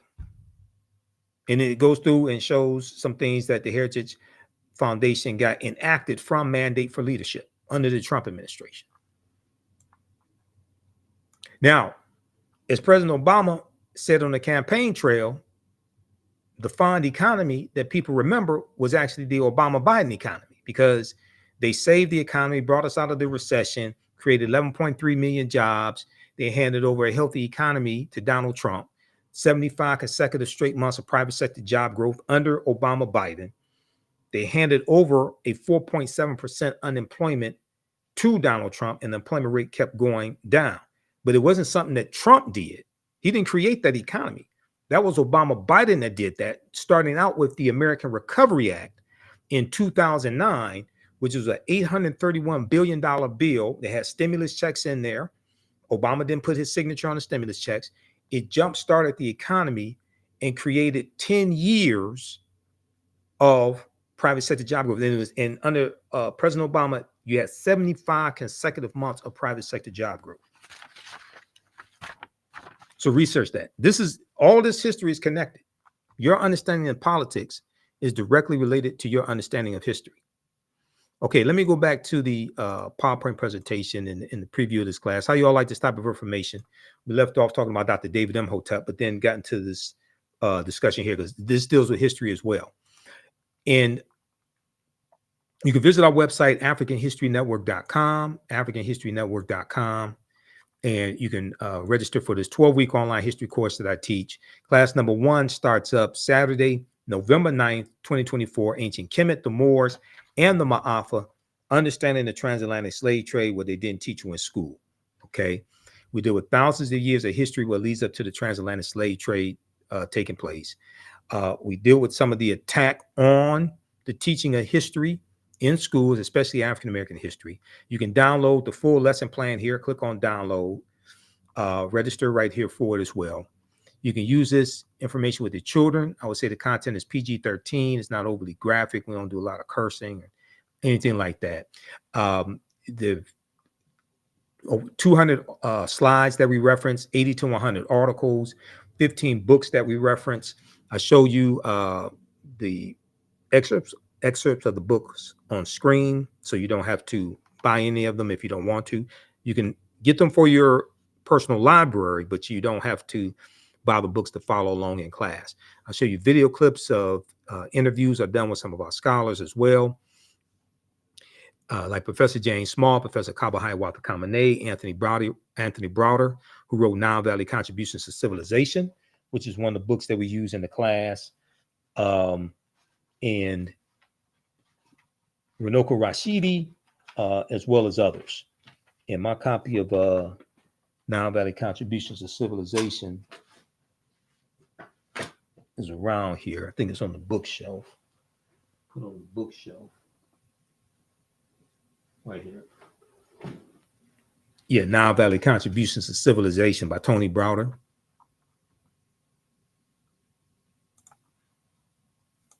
This is a fantastic, fantastic book. Definitely want to get this for your library. Okay, so I talked about how Donald Trump said he would shut down the Department of Education. He said this on Fox and Friends. Okay, I want to go to this clip here to show you how elections have consequences. And Chapter 18 of Project 2025 deals with dismantling the Department of Education, which was created by President Jimmy Carter in 1979.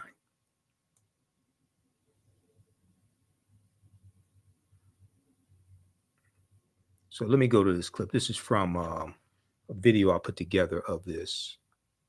Let's go to this here.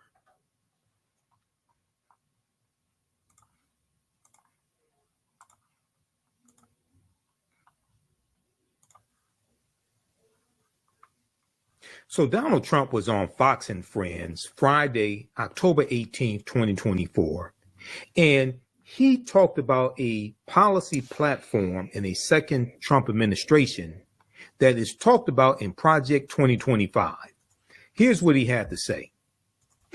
Anything to do with school choice, but also separate from school choice, we're going to take the Department of Education, close it. I'm going to close it. We'll have one person, could be you if you decide to retire. Okay, Mr. President, here's what bothers me about that. So let's say you have a liberal city, let's say it's Los Angeles, San Diego, and they just decide we're going to get rid of that history. We got new history. This is America built off the backs of slaves on stolen land. And that curriculum comes in. Then we don't send them money. We would save half of our budget. Okay. Hold on. Donald Trump said we won't send them money if they teach that this country was built on the backs of slaves. Hold on. He couldn't have said that. All these black men talking about voting for Donald Trump. All these rappers talking about voting for Donald Trump. Wait a second. He couldn't have said that. Let's play that again. This is from Fox and Friends. Whose friend are they? Anything to do with school choice, but also separate from school choice, we're going to take the Department of Education, close it. I'm going to close it. We'll have one person, could be you if you decide to retire. Okay, Mr. President, here's what bothers me about that. So let's say you have a liberal city, let's say it's Los Angeles, San Diego, and they just decide we're going to get rid of that history. We got new history. This is America built off the backs of slaves on stolen land. And that curriculum comes in. Then we don't send them money. We would save half of our budget. Okay. He said we don't send the money. Brian Kilmeade said, what happens if they get rid of history and start teaching that the country was built on the backs of slaves on stolen land? That's called history. That's what happened. That's for real. Now, Common Dreams has an article about this. And if we, okay, so you can watch the rest of that video that I put together dealing with that. That's at our YouTube channel. Trump threatens to dismantle Department of Education policy of Project 2025, teaching about slavery. That is a key policy from Project 2025. Okay. And we see this attack on history right now at the MAGA summit at the MAGA rally at Madison Square Garden Sunday, October 27th, 2024, where the comedian made his comments about Puerto Rico being an island of trash floating, however he put it. And he had all these crazy people. Dr. Phil that was there speaking, and all these crazy MAGA supporters speaking at the rally. Dr. Phil, who, and I posted about this on Facebook. I posted the video, and I said, Oprah, come get your boy. I want you to see this here.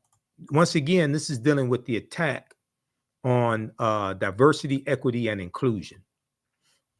And this is dealing with the attack on history also, and the teaching of history. Okay, so Dr. Let me flip over to this here.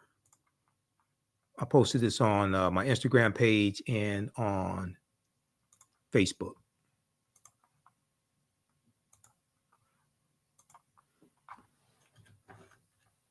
Here's what Dr. Phil said. He said this country was built on hard work, added value, and talent, not on equal outcome, not on DEI. This country was built on hard work, added value, and talent, not on equal outcome, not on DEI. This country was built on hard work, and it needs to continue to be built on hard work. This country was built on hard work, added value, and talent, not on equal outcome, not on DEI. This country was built on hard work, and it needs to continue to be built on hard work. This country was built on. All right. So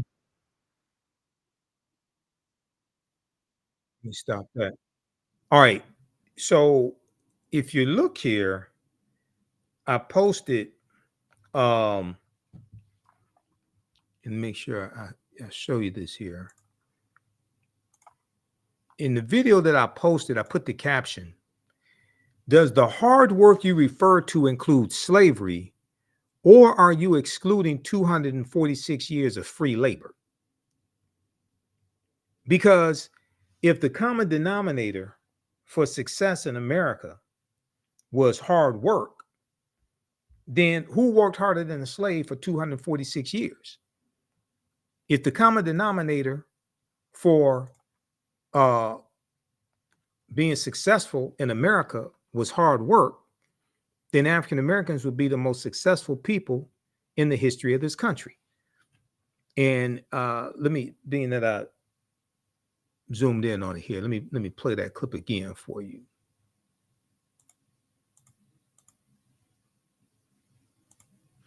All right, so here's Dr. Phil at the MAGA Madison Square Garden rally from Sunday, October 27th, 2024, talking about hard work and attacking diversity, equity, and inclusion. Not on DEI. Let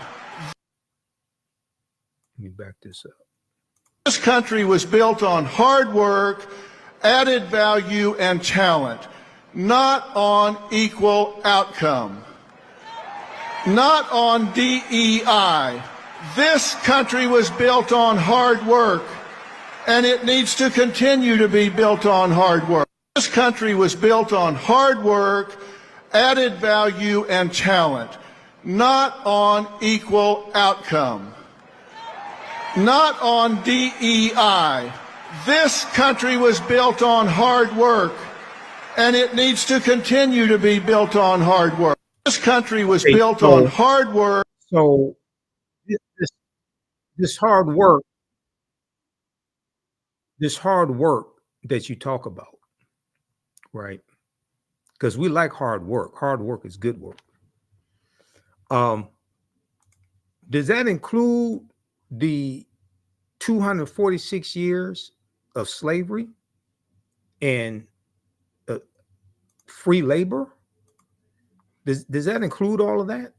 Or are you skipping over that? Because if the common denominator for hard work in this country and the common denominator for success in this country was hard work, then nobody would be more successful than African Americans. Because who worked harder than the slave for 246 years? So I find it interesting when they want to talk about hard work, right? But they don't want to deal with a system of advantage and privilege distributed based upon race, because that's what racism is, as I said a little while ago. There were at least 262 skills, trades, and crafts that African people had in this country from 1619 to 1865. And these are skills that were used to build this country. You had, now this comes from the book, The Other Slaves, Mechanics, Artisans, and Craftsmen, 1978 by James Newton and Ronald Lewis. And we were anchor makers, artists, bakers, barrel makers, bartenders, basket makers, beer makers, blacksmiths, bricklayers, brick makers, engineers, hemp baggers, herb doctors, horse trainers, carpenters, coppersmiths, locksmiths, hunters, horse trainers, etc. We were jockeys for horse jockeys for the horses that some of our ancestors, slave owners, owned. So I just find it interesting when people want to talk about hard work and merit and things like that, but then want to ignore our ancestors who built a lot of this country. Now, yeah, you had immigrants who came in and contributed as well, but our ancestors were here before most of that even happened. And I'm not saying you didn't have, yeah, there were white immigrants coming in who were poor and destitute and worked hard and worked in factories. I understand that history. Even before 1894, the Pullman workers' strike of 1894, which is going to lead to the federal holiday of Labor Day. Okay. And that's going to really jumpstart the whole labor movement. But you go back to 1866 when the National Labor Union is created. Right after slavery ends, you're going to have large labor unions that are created largely to protect jobs for white men and white immigrants coming to this country and lock African Americans out of these jobs that we have been doing largely for free for 246 years because we were the ones who had the skills.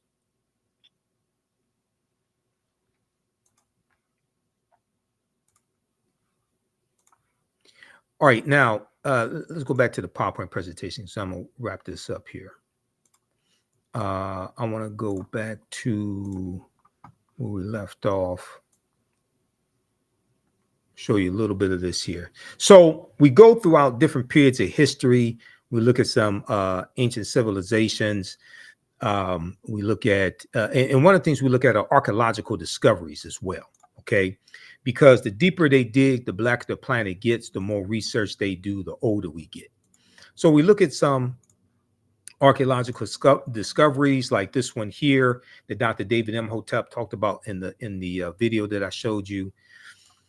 This came from the Greek island of Crete in 2010. This is an article from the New York Times, February 15th, 2010, on the Greek island of Crete, new evidence of very ancient mariners. And this article talks about how stone tools on the Greek island of Crete were found that date back 130,000 years ago. They were found over the course of 2 summers. They did excavations. They were found over the course of 2 summers. And they say that the people had to have sailed there because Crete has been an island for more than 5 million years, meaning that the tool makers must have arrived by boat. So this seems to push the history of Mediterranean voyaging back more than 10,000 years, specialists in Stone Age archaeology say. Previous artifact discoveries had shown people reaching Cyprus, a few other Greek islands, and possibly Sardinia no earlier than 10,000 to 12,000 years ago. Okay, so we look at different archaeological discoveries. We look at Tanis Heraklion, the lost city of Tanis Heraklion that was discovered. It was revealed in 2013.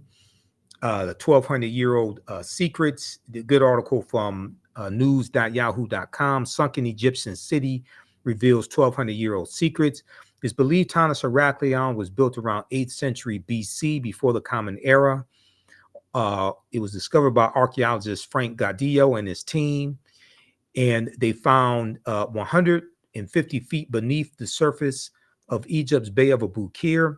They found 64 ships, 16-foot tall statues, 708 anchors for ships, countless gold coins, and similar and smaller artifacts. So here are some of the artifacts they found at the bottom of the sea. Okay, these ancient Kemetic, ancient Egyptian artifacts. So we look at different discoveries like that, and then we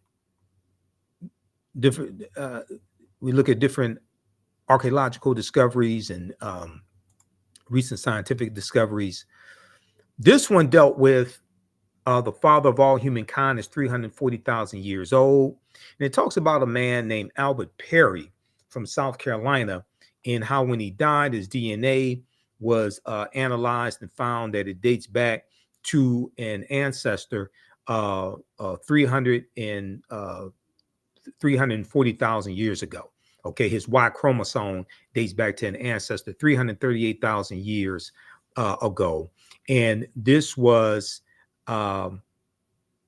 older than the oldest known fossils of modern man back then, that dated back 195,000 years ago.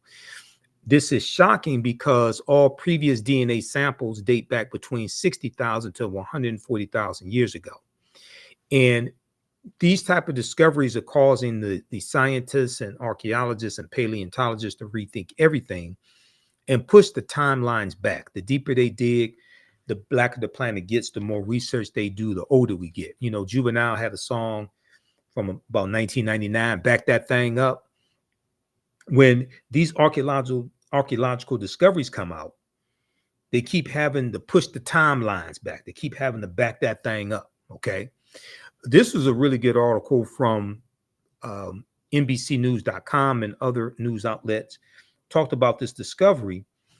This is from June 7th, 2017, and it's called We're Older Than We Thought. New find pushes human origin back 100,000 years. We're older than we thought. New find pushes origin back 100,000 years. And it talks about this discovery in Morocco, and how remains of modern man, Homo sapiens, were found that date back 300,000, 350,000 years ago. And it says the earliest previous Homo sapiens bones date back 195,000 years ago, and they were from clear across the continent in modern day Ethiopia.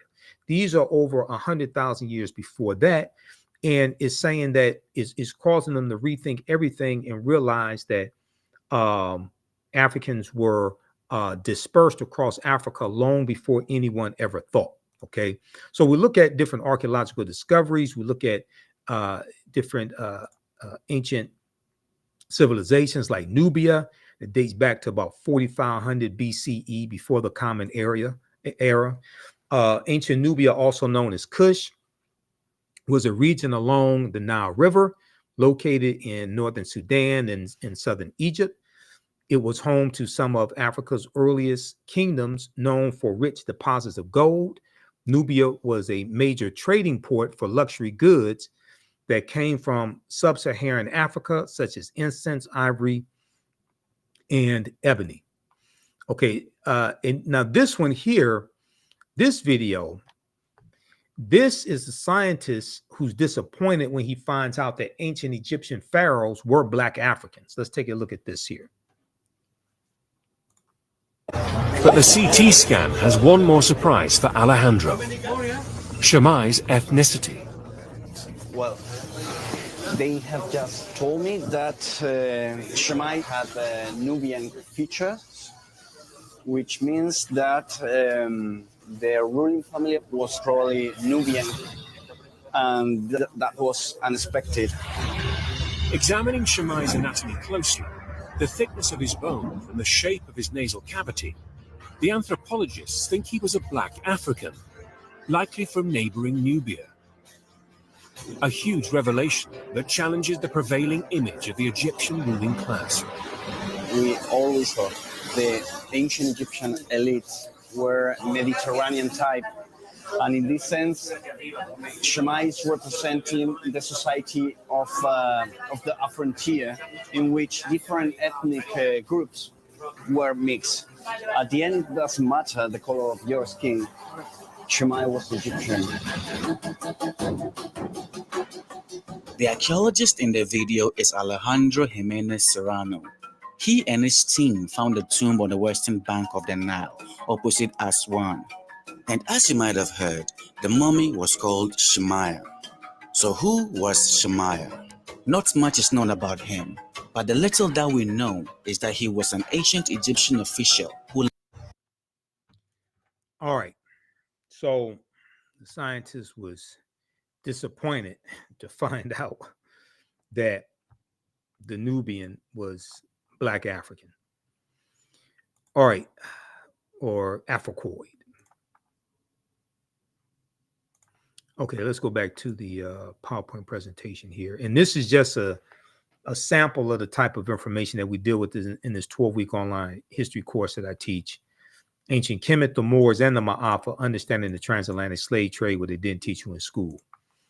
Okay, so we talk some about the Olmecs as well, and I share some information that Dr. David Imhotep shared dealing with the Olmecs. Also, when I interviewed Tony Browder, we talked about the Olmecs as well. Dr. David Imhotep talked about the Mandinka Egyptian Olmec connection. A major ethnic group among the ancient Egyptian Nubians were the Manding people, an original Niger-Congo homeland in the general vicinity of the Upper Nile Valley. Is probably as good a hypothesis as any for the origin of the Manding. The Proto-Manding migration had to have taken place during the African Aqualithic period. That was a wet period in Africa that lasted thousands of years, at a time when the Sahara was fertile and had river systems and Great Lakes. The Nile flowed the longer route would be to sail to the Nile River north to the Mediterranean Sea and then head west to the Atlantic Ocean. When the Manding reached Central America and began mixing with the local population, they were labeled Olmecs. The Olmecs were supposedly a mixture of the Manding or Mandinka and American Indians. Do not forget that the Manding made up the base of the Olmecs, so the Egyptians or ancient Kemetic people, the Manding and the base of the Olmecs are related to each other. This is from page 82 of The First Americans Were Africans, Documented Evidence.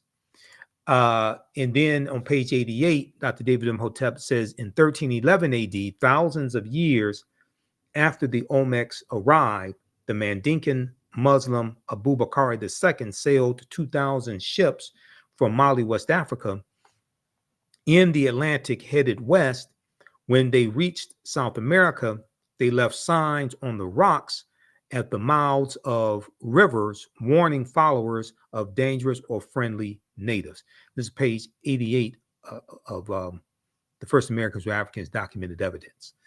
Okay, so we go throughout history, and this is a good article here from face-to-faceafrica.com. Way before Columbus, ancient Malayans sailed to the Americas in 1311 AD. This is talking about Abubakar II. According to a number of sources, Abubakar II of the Mali Empire in the 14th century led Malayan sailors to the Americas, specifically present-day Brazil, almost 200 years before Christopher Columbus arrived. Okay, so let's see here. And then we look at Egypt of the West. The Washington Monument is an ancient African symbol called a tekken. Okay, called a tekken. Tekkenu for plural.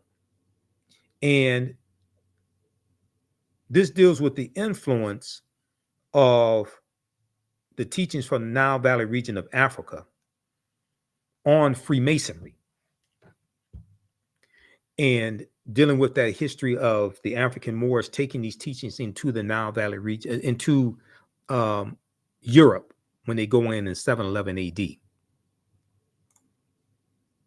So we see the Washington Monument. That is a tekken.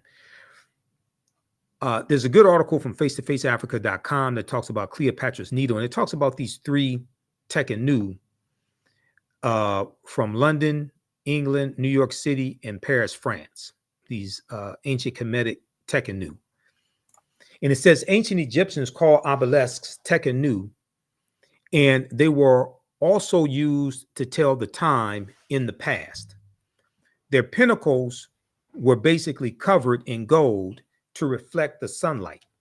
Historians say the obelisks represented immortality and eternity, and their long structure helped connect the heavens and the earth. Currently, Cleopatra's Needle is the name given to three ancient Egyptian obelisks, one in New York City, one in London, England, and one in Paris, France. However, they do not all come from one Egyptian site. Okay, so read the rest of this article. So these were taken from Egypt and taken to these different cities. So we'll sit back and marvel at these structures in these cities and think the people there built them, but these came from Africa. These were built by our African ancestors. Read this article here from face-to-faceafrica.com. Cleopatra's Needle, how three ancient Egyptian obelisks ended up in New York City, London, and Paris, France. Face-to-faceafrica.com, May 17th, 2022. So back in 2022, when I interviewed one of my teachers, Professor James Small, we were talking about the Woman King, the movie The Woman King, fantastic movie starring Viola Davis, and we went deep into the movie and deep into African history. So there was a portion of that interview where we started talking about the Arab invasions of North Africa and Egypt especially, and what happened to millions of Black ancient Egyptians, the original Kemetic people. What happened to them? Let's look at this clip here, because this connects us to a lot of history.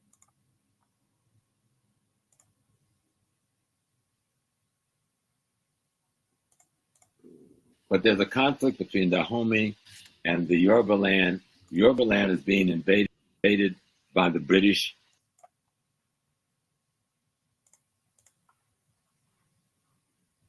But there's a conflict between Dahomey and the Yoruba land is being invaded by the British, or by this time have been invaded by the British. This is the great burning of Benin and the robbing of Benin of all of its wealth and art and so forth that we hear about in history, but we don't connect it to nothing, right? But there's a greater Yoruba war going on between the people. And these boundaries called Nigeria, they're not there then, okay? Right. They're greater boundaries. People have other kinds of kingdom designs. And there's conflicts between some of these kingdoms, mostly around trade, okay? But you got something else happening at the same time. As the Muslim wars of genocide and ethnic cleansing has taken place in the Nile Valley with the Mamluk Turks and the Seljuk Turks, and then finally the Ottoman Turks by the 9th century and the end of the 9th century, beginning of the 10th century. They're pushing millions of people out of the Nile Valley into West Africa. Y'all hear what I'm saying?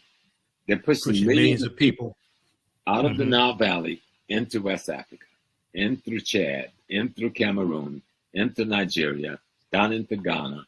This population, through what is called Burkina Faso, this is the population of the people. Everybody always asks, what happened to the Egyptians? Well, we're talking to each other here right now, okay? Because a great number of those refugees, millions of refugees scattered to the south and to the west, because of the Turkish and the Arab ethnic cleansing that goes on for hundreds of years leading up to the 1400s, are caught as the vulnerable population in what becomes known as the transatlantic slave trade. And I know a lot of us don't go there with that piece, but you've got to understand, who are these people? And so the kingdoms like Dahomey on the coast, somebody coming from the north, that's the northeast, have brought captives that they want to sell to another community because they don't need that expansion in their population. And this group of captives was either hostile to them or refugees that they felt was taking their space away from them. Okay. And that population, most time, that refugee population was least able to defend itself, end up being caught in the trade. And it wasn't a trade at all. It was a war of genocide against African people. There was no transatlantic slave trade. Nobody was trading anything. People were being captured. People were being murdered. People were being raped. Villages were being burned to the ground. Okay?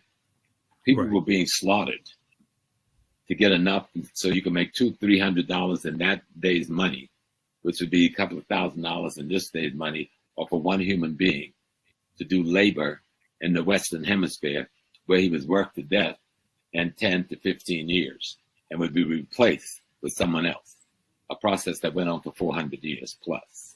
And we're now very happy to be joined by our next guest, Dexter Caffey, the founder of Smart Eye app, who recently learned of an eye-opening discovery of his own ancient past, all thanks to a DNA test. He is joining us now by Zoom from Atlanta. Hello, Dexter.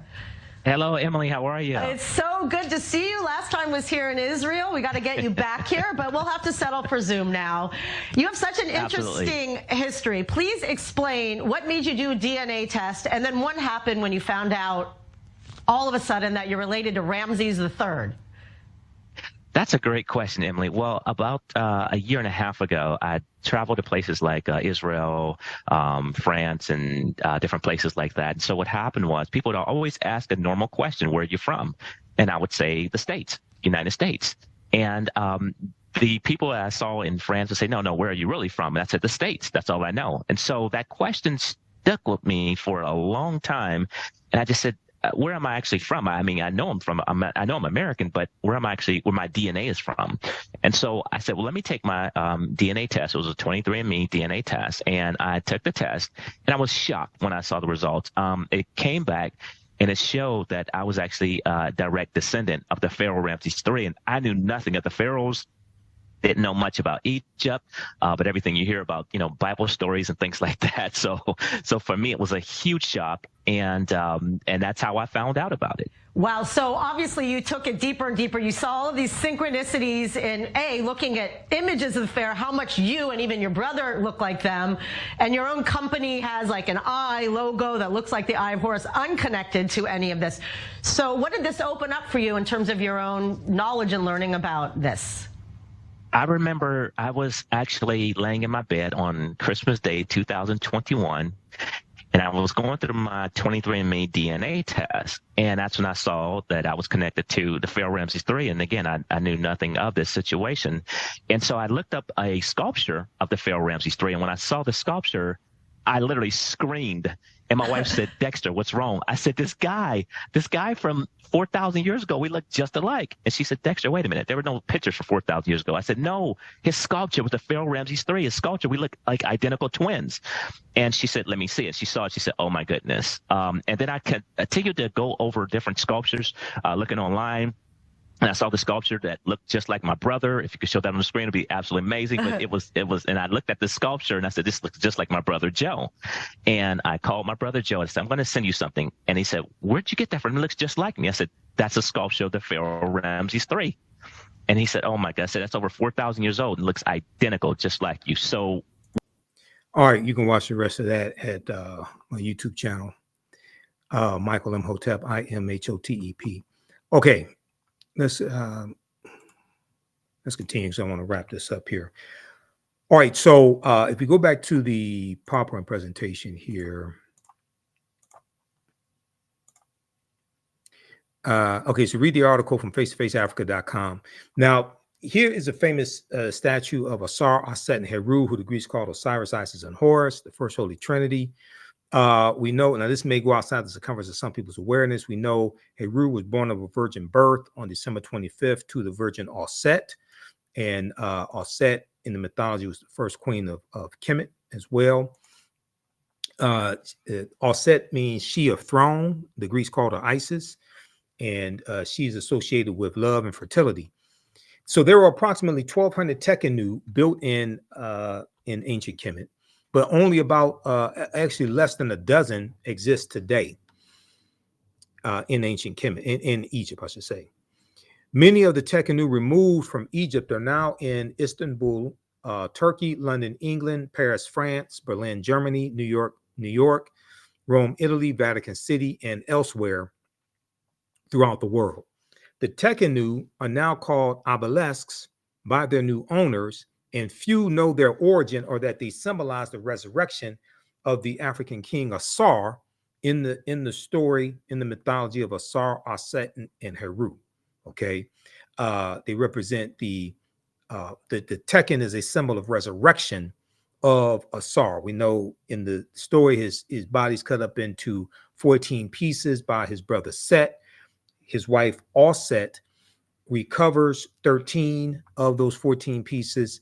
The 14th piece, the phallus, is not recovered. So she erects the Teken as a symbol of resurrection, but it's the symbol of the phallus that was lost. Okay, so and we know that the teachings that the Moors take into Europe from the Nile Valley region of Africa are going to form the foundation of Freemasonry. And 50 of the 56 signers of the Declaration of Independence were Freemasons. Page 17 of Egypt on the Potomac by Tony Browder. This excerpt comes from, that's another book we use in the class. The word Mason is derived from the Latin words mass and sun. Mason means child of light and expresses the desire to pursue light, which is a metaphor for the sun, which symbolizes knowledge. The term child of light, or sons and daughters of light, was first used to identify the students who had completed 42 years of study in the temples of ancient Kemet. Many Masonic temples were modeled after the temples of ancient Kemet, places where light or knowledge was imparted in a series of steps or degrees. So check out page 18 and 32 of Egypt on the Potomac. So the concept of going to an institution of higher learning, going to a college, university, etc., getting your credentials in a series of steps or degrees, that comes from ancient Kemet and the Grand Lodges, the ancient Egyptian mystery system, their education system there. That's where that comes from. George G.M. James in the book Stolen Legacy talks about the 7 liberal arts, the trivium and the quadrivium, the logic and the rhetoric and the arithmetic, etc. Okay, so this is where all of this comes from. Now, Masonic temples are considered houses of light or temples of learning.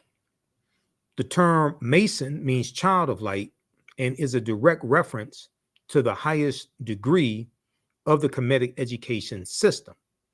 The 33 degrees of instruction within Freemasonry represent a fraction of the 360 degrees of instruction that comprise the Kemetic system of education. Yet with less than 10% of the wisdom of ancient Kemet, Freemasons have held positions of influence and power throughout the world for over 200 years. This is page 33 of Egypt on the Potomac.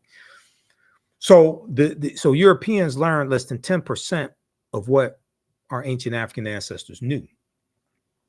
10% of 360 is 36%. The highest degree in Freemasonry is 33 degrees because they learned less than 10%. This is where this comes from. They learn less than 10%. We also know 50 of the 56 signers of the Declaration of Independence were Freemasons, and 13 of the 39 signers of the U.S. Constitution were Freemasons as well. And so when we go throughout history, we see the Black Madonna and Child is introduced into Europe, and that comes from the worship of Set and Heru. And even before the Moors go in 711 AD, many Europeans all throughout Europe are worshiping the Black Madonna and Child. But as Europeans start coming out of the Dark Ages, they start sailing to other places and going into Central America and the Caribbean. They start conquering people's lands and going into South America as well. They start conquering people's lands, extracting mineral wealth out, setting up slave plantations, enriching themselves, and they start building up Europe. As you start to have a rise in European powers, you start having a rise in the dominance of the European phenotype, and they start to reinterpret a lot of previous images and mythological figures. They reinterpret those as European. So